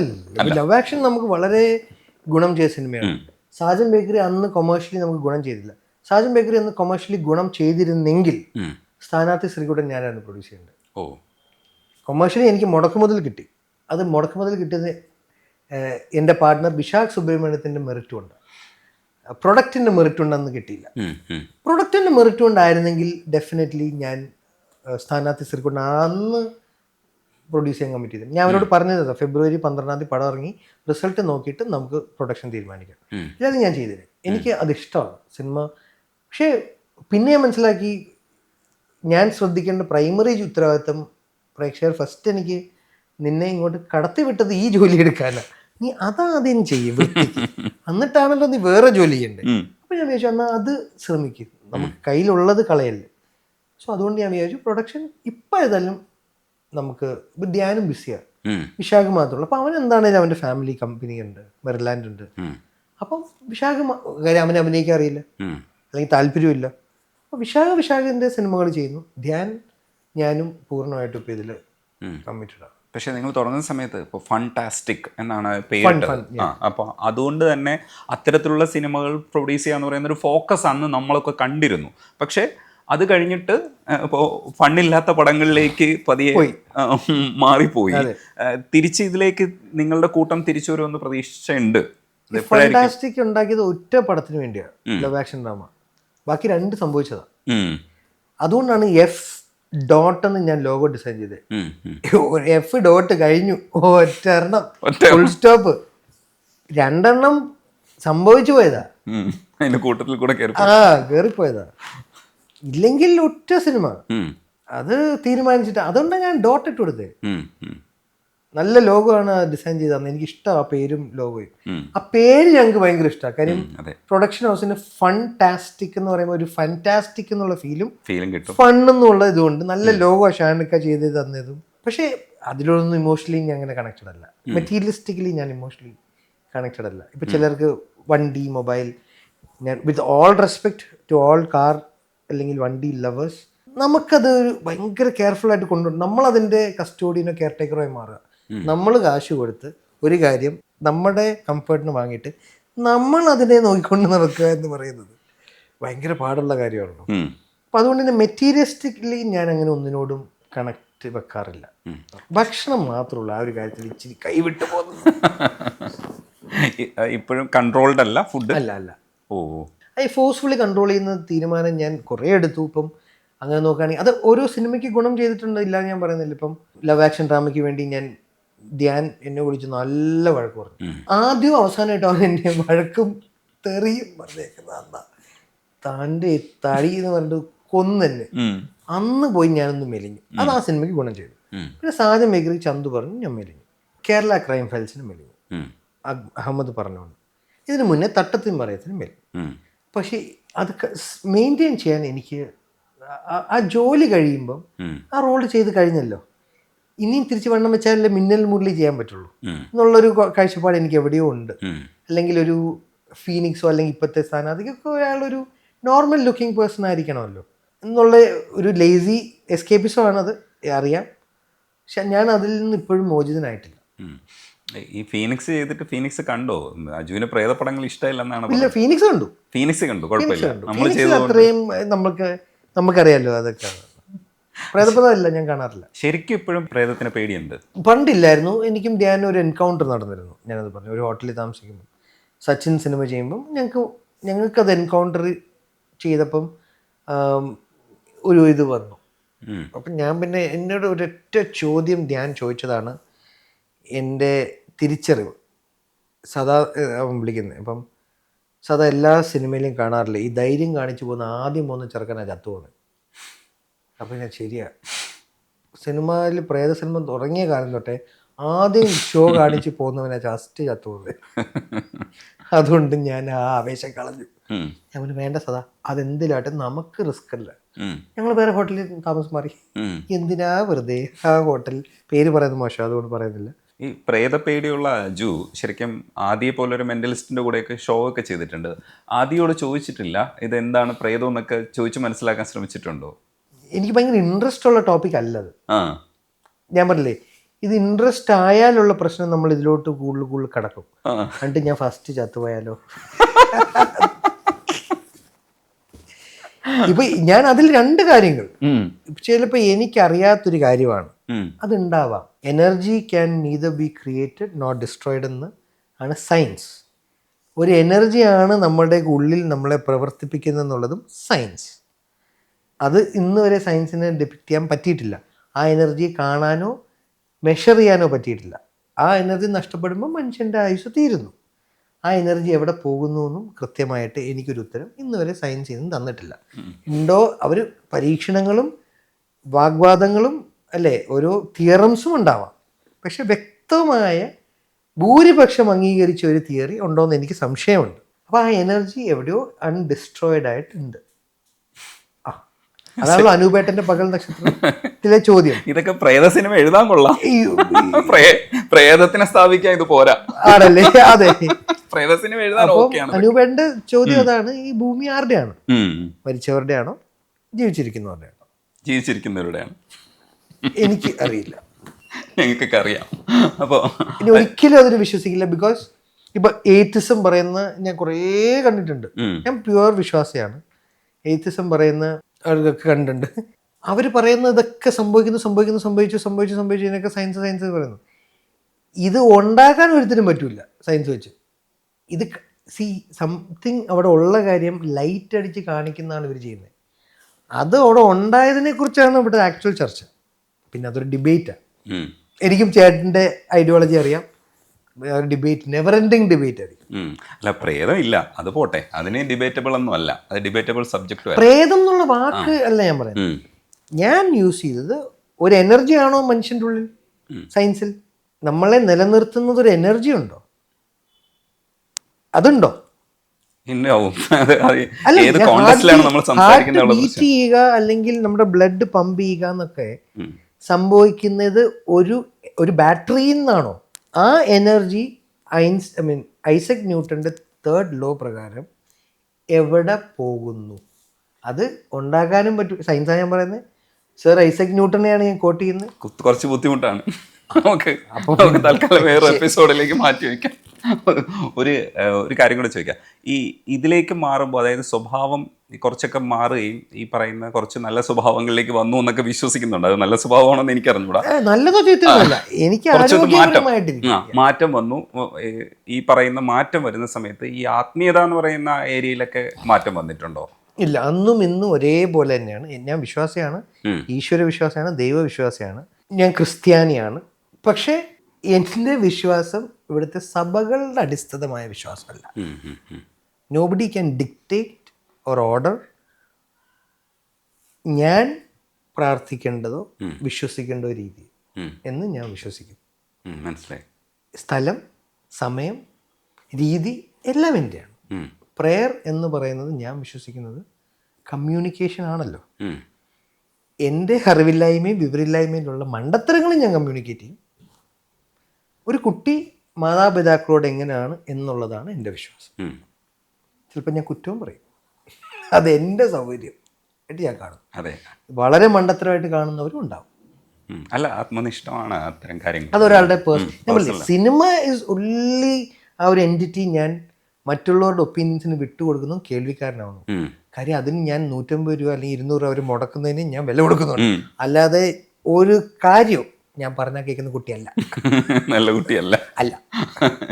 ഈ മനോഹരമായിട്ടുള്ള ക്യാരക്ടേഴ്സ് നമ്മൾ ഒരുപാട് കാണുമ്പോൾ ഈ പറയുന്ന പോലെ പ്രൊഡ്യൂസ് ചെയ്യാൻ വേണ്ടിയിട്ട് അങ്ങനെ ഒരു ക്യാരക്ടറിനെ നമുക്ക് പ്രൊഡ്യൂസ് ചെയ്യാൻ ഒരിക്കലും തോന്നിയിട്ടില്ല. ഇപ്പം മമ്മൂക്കയെ നമ്മൾ അനുകരിക്കുന്നു എന്നൊക്കെ പറയുന്ന ഇടത്തുമൊക്കെ അങ്ങനെ ഒരു ക്യാരക്ടറിനെ അജുവിനെ ചെയ്തെടുക്കണമെന്ന് തോന്നുന്ന ഒരു ക്യാരക്ടർ ഫാസിനേറ്റ് ചെയ്തിട്ടില്ല? അങ്ങനെ ക്യാരക്ടേഴ്സിനെ കാണാൻ ആഗ്രഹം വരാറുണ്ടല്ലോ ചിലർ കഥ പറയുമ്പം. പക്ഷെ അതിനുള്ള നമ്മൾ പലപ്പോഴും ലീഡിൽ ചെയ്യുമ്പം ആ സിനിമയുടെ കൊമേഴ്ഷ്യൽ വയബിലിറ്റി വർക്കാവില്ല. അപ്പം നമ്മൾ എന്ത് ചെയ്യുന്നത് വെച്ച് കഴിഞ്ഞാൽ അത് അങ്ങനെ പൊക്കാവുന്നൊരു സ്റ്റാറിലോട്ട് അതിനെ റെഫർ ചെയ്ത് അതിൽ തന്നെ വേറെ ഒരു ക്യാരക്ടർ. അതെ, എനിക്ക് അങ്ങനെ ഞാൻ വിശ്വസിക്കുന്നു. ഇന്ത്യ ജയിക്കണം. നമ്മൾ സെഞ്ചുറി അടിക്കുന്നതിനേക്കാളും കൂടി ഇന്ത്യ ജയിക്കണം. സച്ചിൻ സെഞ്ചുറി അടിച്ച് ഇന്ത്യ തോറ്റാൽ വലിയ സന്തോഷം വരില്ല. ഇന്ത്യ ജയിച്ച് സച്ചിൻ 50 അടിച്ചാലോ 20 അടിച്ചാലോ നമുക്ക് സന്തോഷമായി. ഇന്ത്യ വേൾഡ് കപ്പ് സച്ചിൻ അദ്ദേഹം സ്കോർ ചെയ്തിട്ടില്ലല്ലോ. പക്ഷെ വേൾഡ് കപ്പ് ജയിക്കുകയാണല്ലോ നമുക്ക് ഇമ്പോർട്ടൻറ്റ്. ഞാൻ എൻ്റെ ഒരു കാഴ്ചപ്പാട്, ഞാൻ പേഴ്സണലി എൻ്റെ ജോലി ഉത്തരവാദിത്വം മാന്യമായി ചെയ്യുക, സിനിമ ഓടുക, അതാണല്ലോ പ്രൈമറിലി. അത് പറഞ്ഞപ്പോഴാണ് ഈ സ്പോർട്സിനെ ഓടുക എന്ന് പറഞ്ഞാൽ തിയേറ്ററിൽ ഞാൻ പറഞ്ഞ കളക്ട് ചെയ്യുക മാത്രമല്ല. അത് ചിലപ്പോൾ സംഭവിക്കണമെന്നില്ല. കാണുന്ന എല്ലാവരും ആ സിനിമയുടെ ആശയത്തിനോടൊപ്പം പോവുക. വിയോജിപ്പ് പ്രകടിപ്പിക്കാതിരിക്കുക, ദാറ്റ് ഈസ് സക്സസ്. ഈ സ്പോർട്സിനെ കുറിച്ച് പറഞ്ഞപ്പോൾ ഒരു കാര്യം കൂടെ പറഞ്ഞാൽ അത് ആ കാര്യം അവസാനിപ്പിക്കാം. സ്ഥാനാർത്ഥി സീക്കൂട്ടനിൽ ശരിക്കും ആ ക്രിക്കറ്റ് കളി എന്ന് പറയുന്നത് നമ്മുടെ ഉള്ളിലേക്ക് പതിക്കുന്നുണ്ട്. കാരണം നമ്മൾ ക്രിക്കറ്റ് കളിച്ച് നടന്ന കാലത്തെ റീകളക്ട് ചെയ്യുന്നുണ്ട്. അപ്പോൾ അവർ ഓരോ റൺസ് എടുക്കുന്നതും രണ്ട് ടീം, ഒരു ടീമിനോടൊപ്പമാണല്ലോ നമ്മളൊപ്പം നിൽക്കുന്നത്. ശ്രീകുട്ടനൊപ്പം ആയിരുന്നു നമ്മളൊക്കെ ആ സമയത്ത്. അപ്പോൾ ആ റൺസ് എടുക്കുന്ന സമയത്തൊക്കെ നമ്മുടെ ഉള്ളിൽ അത് കണക്ട് ചെയ്യാൻ ആ ചെറിയ ഗ്രൗണ്ട് കൊണ്ടും ചെറിയ സംവിധാനങ്ങളും കൊണ്ടും കഴിഞ്ഞു എന്നുള്ളത് ആ ഒരു ഡയറക്ഷൻ്റെയോ ആ പ്രൊഡക്ഷൻ്റെ ഒരു വിജയമായിട്ട് ഞാൻ മികവ് തന്നെയാണ്. ആ കമൻട്രി ചെയ്ത പൂർത്തി എന്ന് പറഞ്ഞ ക്യാരക്ടറിൻ്റെയും മികവ്, ബിനീഷിൻ്റെയും ഈ ടീമിൻ്റെയും. ഞാൻ അൽഫോൺസിനോടും പറഞ്ഞതാ സിനിമയൊന്ന് കാണാൻ നോക്കണം. അന്ന് ഗോബൂസ് വന്ന ഒരു പറ്റം കൂട്ടുകാരാണ് പിന്നെ ചരിത്രം എഴുതി പ്രേമം കാരണമായത്. ഒരു നേരത്തിന് ശേഷം ഇവർക്കും ഞാൻ അങ്ങനെ ഒരു പൊട്ടൻഷ്യൽ കാണുന്നു. അനൂപ് എന്ന് പറഞ്ഞ DOP ആണ് പേരിലൂർ പ്രീമിയർ ലീഗ് ചെയ്തത്. ഇപ്പം പ്രഭുദേവ AR റഹ്മാൻ 25 വർഷത്തിന് ശേഷം ചെയ്യുന്ന മൂൺ വാക്കിലെ DOP അനൂപാണ്. സോ ആനന്ദ് മന്മഥൻ അത്യാവശ്യം നോട്ടീസ് ചെയ്യപ്പെടുന്ന ഒരു ക്യാരക്ടർ കഥാപാത്ര സ്വഭാവ നടനായി മാറുന്നു റൈറ്റേഴ്സ്. സോ അവർ നാച്ചുറലി ഓർഗാനിക്കലി അവർ വരും. ഈ കേരള ക്രൈം ഫയൽസ് അജുവിൻ്റെ ജീവിതത്തിൽ അല്ലെങ്കിൽ ക്യാരക്ടേഴ്സിൽ ഉണ്ടാക്കാൻ പോകുന്നൊരു മാറ്റം എനിക്ക് ഫീൽ ചെയ്യുന്നുണ്ട്. കുറേ കൂടെ ആൾക്കാർ അജുവിനെ ആ തരത്തിൽ കാസ്റ്റ് ചെയ്യാൻ സാധ്യതയുണ്ട്. കുറച്ചുകൂടെ ഗൗരവ സ്വഭാവമുള്ള ക്യാരക്ടേഴ്സ് ഇയാളെ ഏൽപ്പിക്കാം എന്ന് തോന്നിയത് അതൊരു മാർക്കായിട്ട് എനിക്ക് തോന്നുന്നുണ്ട്. അത് അജു കേരള ക്രൈം ഫയൽസിനെ അങ്ങനെ നോക്കിക്കാണുന്നുണ്ടോ? കേരള ക്രൈം ഫയൽസിന് ശേഷം എനിക്ക് ഒരു കാസ്റ്റിംഗ് നടന്നിട്ടുള്ളൂ. അത് അഖിലിൻ്റെ ഐഡൻറ്റിറ്റിയാണ്. അത് ആ സീരീസ് കണ്ടിട്ട് കേരള ക്രൈം ഫയൽസ് കണ്ടിട്ട് എനിക്ക് ഏറ്റവും സന്തോഷം വന്ന കാര്യം ദിലീഷ് ഏട്ടൻ എന്നെ വിളിച്ചതും അത് പുറത്തുനിന്ന് ഒരാൾ വിളിച്ചത് എനിക്ക് ഏറ്റവും വാല്യുബിൾ ആയിട്ട്, എല്ലാം കാണുന്നത് ഞാൻ വാല്യുബിൾ ആയിട്ട് തന്നെ കാണുന്നത്. പക്ഷേ ഡെഫിനറ്റ്ലി ദിലീഷ് ഏട്ടനോട് നമുക്കൊരു ഫിലിം മേക്കർ എന്നുള്ള ആരാധന കൂടുതലായതുകൊണ്ട് ഞാൻ ആ പേര് ഇവിടെ പറഞ്ഞു തന്നേ ഉള്ളൂ. മറ്റുള്ളവരുടെയൊക്കെ ഞാൻ വാല്യുബിൾ ആയിട്ട് തന്നെ എടുക്കുന്നത്. വിനീതും വിളിച്ചത് എനിക്ക് ഭയങ്കര സന്തോഷം തോന്നി. ഹെലൻ്റെ ഡയറക്ടർ മാത്തുക്കുട്ടി വിളിച്ചത്, അയാളാണല്ലോ ഫസ്റ്റ് അത് ഇഷ്ടപ്പെട്ടത്, അയാളാണല്ലോ ആദ്യം എന്നെ പോലീസാക്കി. പിന്നെ അതുകൊണ്ട് എനിക്ക് കൺവേർഷൻ എന്ന് പറയാൻ, ആ വേഷം കൊണ്ട് എനിക്കൊരു കൺവേർഷൻ സംഭവിച്ചത് അഖിൽ പോൾ അത് കണ്ടിട്ട് വിളിച്ച് കുറേ സംസാരിച്ചിട്ട് വെച്ചു. ഒരാഴ്ച കഴിഞ്ഞിട്ടെന്തോ അവരുടെ ഇടയിൽ എന്നെ കാസ്റ്റ് ചെയ്യപ്പെടുന്ന ഒരു നിലയിലോട്ട് പോയി. ഐഡൻറ്റിറ്റിയിൽ നല്ല വേഷമാണ്, ചെറുതാണ്, നല്ല വേഷമാണ്. അതിനൊരിക്കലും അഖിൽ കേരള ക്രൈം ഫയൽസ് കണ്ടില്ലായിരുന്നെങ്കിൽ എന്നെ കാസ്റ്റ് ചെയ്യില്ലായിരുന്നു. അപ്പോൾ അത് അഹമ്മദിനോട് ഞാൻ പറഞ്ഞിട്ടുണ്ട്. ദിലീഷ് ചേട്ടൻ എന്താ പറഞ്ഞത്? മിനിമൽ വേർഡ്സ് ആയിരുന്നു, എക്സാക്റ്റ് ഓർക്കുന്നില്ല. ഒരു പരിപാടി നന്നായിരുന്നു, പരിപാടി എന്നുള്ള വേർഡായിരുന്നു, ഇവിടെ പരിപാടി നന്നായിരുന്നു, അത് വർക്കാട്ടോ എന്നൊക്കെ ഉള്ളൊരു ലൈനായിരുന്നു. എക്സാക്ട് സംഭാഷണം ഓർക്കുന്നില്ല. പിന്നെ ആ കോൾ അടിക്കുന്ന എളുപ്പത്തോട്ട് ഞാൻ ഭയങ്കര ഹാപ്പിയായിരുന്നു. കാര്യം എനിക്ക് ഭയങ്കര ഇഷ്ടപ്പെട്ട ഫിലിം മേക്കറാണ്. അപ്പോൾ അതുകൊണ്ട് തന്നെ ഭയങ്കര വാല്യുബിൾ. അതുപോലെ ഗഗനചാരി കണ്ടിട്ട് എൻ്റെ 14 വർഷത്തിൽ എന്നെ ഒരു സിനിമ കണ്ടിട്ട് ഫസ്റ്റ് ടൈമാണ് അൻവർ റഷീദ്. ഞാൻ ഏറ്റവും നമ്മളൊക്കെ ആരാധിക്കുന്ന ഫിലിം മേക്കേഴ്സിൽ ഒരാളല്ലേ, കൊമേഴ്ഷ്യൽ ആൻഡ് സെയിം ടൈം ബ്രിഡ്ജൊക്കെ കണ്ടുകഴിഞ്ഞാൽ ഒറ്റയടിക്ക് ബ്രിഡ്ജിലൂടെ നമ്മൾ ഫ്ലിപ്പ് ചെയ്ത് കളഞ്ഞില്ലേ എന്ന് രാജമാണിക്യോ ചോട്ടോമ്പയും ചെയ്ത ആള് ബ്രിഡ്ജ്. അതെ, അന്ന് ഉണ്ടാക്കിയ ഇമ്പാക്ട്. അന്ന് സോഷ്യൽ മീഡിയ ഇത്രയും പോപ്പുലർ അല്ല, അതുകൊണ്ടാണ്. അപ്പം അൻവർക്കയുടെ ഒരു മെസ്സേജ് എനിക്ക് ഗഗനചാരിക്ക് വന്നപ്പോൾ ഞാൻ ചന്തുവിനെ വിളിച്ച് പറഞ്ഞു, നീ എന്തോ വലിയതാ ചെയ്തത്, ഇനിയും ഞാൻ സമ്മതിച്ചു തരാം. അതുവരെ എനിക്ക് എവിടെയോ ഇപ്പം ലിജോ ചേട്ടൻ നല്ലത് പറഞ്ഞു, അങ്ങോട്ട് കൃഷാന്ത് ചേട്ടൻ ഫസ്റ്റ് എനിക്ക് കോൺഫിഡൻസ് തോന്നി. അപ്പം ഇത്രയും പേര് എന്നോട് അസോസിയേറ്റ് ചെയ്യുമ്പം അയാൾ മികച്ചതാണ് ചെയ്തത്. അത് ഞാൻ പിന്നെ തർക്കിക്കാൻ നിന്ന എൻ്റെ മണ്ടത്തരം. ചില സ്ഥലങ്ങളിലൊക്കെ അങ്ങനെ ഒരു പൂർവ്വമായിട്ടുള്ള മൗനം പാലിക്കുന്ന, അറിയില്ലെങ്കിൽ മിണ്ടാതിരിക്കേ, അതായത് ബെറ്റർ. ഇപ്പൊ കോമഡി ചെയ്യുമ്പോൾ ചില സമയത്ത് കോമഡി വർക്കാവില്ലെന്ന് തോന്നിക്കഴിഞ്ഞാൽ അത് സീരിയസ് ആയിട്ട് പറയുക, ശ്രദ്ധിക്കാതല്ലേ പോകുള്ളൂ. അതെ, ചളിയായിട്ട് ട്രോളായിട്ട് ഏറെ പോകില്ലല്ലോ, ഫ്ലാറ്റ് ആയിട്ട് ചെയ്യാം. അതെ, വർഷശേഷത്തിലും അങ്ങനെയാണ് ശ്രമിച്ചത്. വർഷശേഷത്തിൽ ചിലടത്ത് എനിക്ക് പുള്ളി ചെയ്യാൻ പറ്റൂല. ഗഗനചാരിയില്ല കൂടുതലും, ഗഗനചാരി ഞാൻ കുറച്ചും കൂടി ലൗഡ് ആക്കായിരുന്നു ഇപ്പൊ തോന്നി. ഞാൻ വർഷങ്ങളെ ശേഷത്തിൽ, പക്ഷെ അത് മതി കേട്ടോ. ഗഗനചാരി ഓക്കെയാണ്, വർക്കൗട്ടാണ് കംപ്ലീറ്റ്. ചിലടത്ത് കൂട്ടായിരുന്നു, ചിലർ പിള്ളേർ പറഞ്ഞു, ചിലടത്തൊക്കെ ലൗഡാക്കി വിടായിരുന്നു. പക്ഷെ എനിക്ക് പേടിയുണ്ട് അങ്ങനെ ചെയ്ത ഒരു സീൻ കാരണം ഒരു മുഴുവൻ പ്രൊഡക്റ്റിനെ നശിപ്പിക്കുന്നതും ചില സമയത്ത് അങ്ങ് കണ്ണടച്ചങ്ങ് വിടുന്നതും സ്കൂട്ടാവുക. അതെ അതെ അതെ അതെ അതെ അതെ അതെ ഈ നോക്കൂ, പറയുന്നത് ഫ്രെയിമിൽ നിന്നിട്ട് സ്കൂട്ടാവുന്നതിനെ കുറിച്ചാണ്. ക്ലാരിറ്റി എത്താതെ നമ്മളൊരു കാര്യം ചെയ്യരുത്. ഹ്യൂമറിൽ എനിക്ക് ആ ക്ലാരിറ്റി ഷിപ്പ് ഉണ്ട്. ക്ലാരിറ്റി വന്നാൽ പിന്നെയാ. ഇപ്പം ഈ അടുത്ത ഒരു പരസ്യം ചെയ്തു, ഒരു സലൂൺ ബ്രാൻഡുണ്ട് റേവ് എന്നും പറഞ്ഞിട്ട്. അതിൽ എന്നെ സ്ഥാനാർത്ഥിയിലെ മുരളിയാണ് ആ അസിസ്റ്റന്റ് ഡയറക്ടർ ഡയറക്റ്റ് ചെയ്തത്. കുറേ കാലത്തിന് ശേഷം എൻജോയ് ചെയ്ത് ഹ്യൂമർ ലവ് വാക്സിന് ശേഷം ഞാൻ ചെയ്തതാണ്. ആ പരസ്യത്തിലാണ് ഞാൻ ചെയ്തത്. അയാൾ എന്നെ ഈസി ആക്കി ചെയ്യിപ്പിച്ചു. അപ്പം നമ്മൾ ശരീരവും കഴുത്തും ഒക്കെ കോൺഷ്യസ് ആവാതെ ബോധേഡാവാതെ കോപ്രായങ്ങൾ കാണിച്ചു. കോപ്രായം കാണിച്ചു എന്ന് തോന്നിപ്പിക്കുമ്പോഴാണല്ലോ അത് ബോറാവുന്നത്. കഥാപാത്രത്തിന് ചേഷ്ടകൾ നമ്മളറിയാതെ ബ്ലെൻഡ് ആകുമ്പോൾ അത് ഹ്യൂമറസായി മാറുമല്ലോ. അത് മുരളിക്ക് സാധിച്ചു. മുരളിയുടെ കൂടെ ഒരു സിനിമയാണെന്ന് എനിക്ക് ഭയങ്കര ആഗ്രഹമുണ്ട്. അയാൾ ഒരുപാട് നല്ല കോൺസെപ്റ്റുകൾ എന്നോട് പറഞ്ഞു. പറ്റുന്ന പോലെ ടോവിയോടാണെങ്കിലും നിവിനോടാണെങ്കിലും ഇൻഫാക്ട് തമിഴിലെ എനിക്ക് പരിചയമുള്ള ആക്ടേഴ്സിനോടൊക്കെ ഞാൻ അരുൺ ചന്ദൂരിനെ പോലെ മുരളിയുടെയും ഞാൻ പറഞ്ഞിട്ടുണ്ട്. അയാൾക്കും ഹ്യൂജ് ഒരു മാർക്ക് ഉണ്ടാക്കാൻ പറ്റും. സുഹൃത്തുക്കൾക്കിടയിൽ സ്പോണ്ടേനിയസ് ആയിട്ട് തമാശ പറഞ്ഞിരുന്ന ഒരു അജു വർഗീസിന് ആ കാലഘട്ടത്തിൽ കുറേ പടങ്ങൾ അങ്ങനെ ചെയ്യാൻ പറ്റി. അപ്പോൾ ഇപ്പോൾ അത്തരത്തിൽ പ്രാക്ടീസ് ചെയ്യാതെ പോവുകയാണെങ്കിൽ നമ്മൾ അത്തരം ഒരു പടം വരുമ്പോൾ ആ പടത്തിന് വേണ്ടിയിട്ട് ക്യാരക്ടറായിട്ട് മാറാൻ വേണ്ടിയിട്ട് കുറച്ച് ബുദ്ധിമുട്ട് വരില്ലേ? ഭയങ്കര ആടി ഒലയാൻ ഇൻഹിബിഷൻസ് കട്ട് ചെയ്യുക എന്നുള്ളത് ദിലീപേട്ടനോടൊക്കെ വർക്ക് ചെയ്ത ഒരുപാട് ഒരു പ്ലസ്സായ 2 countries ഒക്കെ ചെയ്ത സമയത്ത് പുള്ളിയുടെ വരുന്നത് ചിലപ്പോൾ അപ്പം അത് റിഫ്ലക്റ്റ് ചെയ്യില്ല. അപ്പം നമ്മളിങ്ങനെ ഒന്ന് പേടിച്ചൊക്കെ നിൽക്കുമല്ലോ. അല്ലെങ്കിൽ നമ്മളൊരു സൗഹൃദ സ്ഥലത്ത് പോയിട്ടാണല്ലോ നമ്മൾ പഠിച്ചൊരു സാധനം വേറെ സ്ഥലത്താണല്ലോ നമ്മൾ അപ്ലൈ ചെയ്യുക. അപ്പം അതൊക്കെ ഇപ്പം തീർച്ചയായിട്ടും ഒരു പാടുള്ള കാര്യമായിരിക്കും. ഒരു ഔട്ട് ആൻഡ് ഔട്ട് ഹ്യൂമർ സാധനം വന്നാൽ അതുകൊണ്ടാണ് അടികപ്പിയാരെ 2 അറ്റംപ്റ്റ് ചെയ്യാൻ കോൺഫിഡൻസ് ഇല്ലാത്തത്. ഞാൻ എൻ്റെ കഴിവിന് പരമാവധി ഞാൻ ആ സിനിമ ഞാൻ ഭാഗമാവില്ല. ആ സിനിമ അവർ സെക്കൻഡ് പാർട്ട് അവർക്ക് പുൾ ഓഫ് ചെയ്യുകയാണെങ്കിൽ വെരി ഗുഡ്. ഞാൻ ഭാഗമാവാൻ ശ്രമിക്കില്ല കഴിവത്. അതെൻ്റെ ആ ചെയ്തു വെച്ചതിനെ നമ്മൾ ഇനി നശിപ്പിക്കരുതല്ലോ. അറിഞ്ഞുകൊണ്ട് കഴിവുണ്ടെങ്കിൽ ഓക്കെ. എനിക്ക് കോൺഫിഡൻസ് തോന്നിയായി തോന്നുന്നില്ല. അതൊക്കെ അജുവിനോട് വേറൊരു അല്ലേലേ കോൺഫിഡൻസ് ഇല്ലാത്തൊരു നടനാണ് ഞാൻ. ഒരിക്കലും മമ്മൂക്ക എടുത്ത് അതിനെ കുറിച്ച് ആർക്കും അത് പഠിപ്പിച്ചു തരാൻ പറ്റില്ല. അദ്ദേഹം പറഞ്ഞ കാര്യം ശരിയാണ്.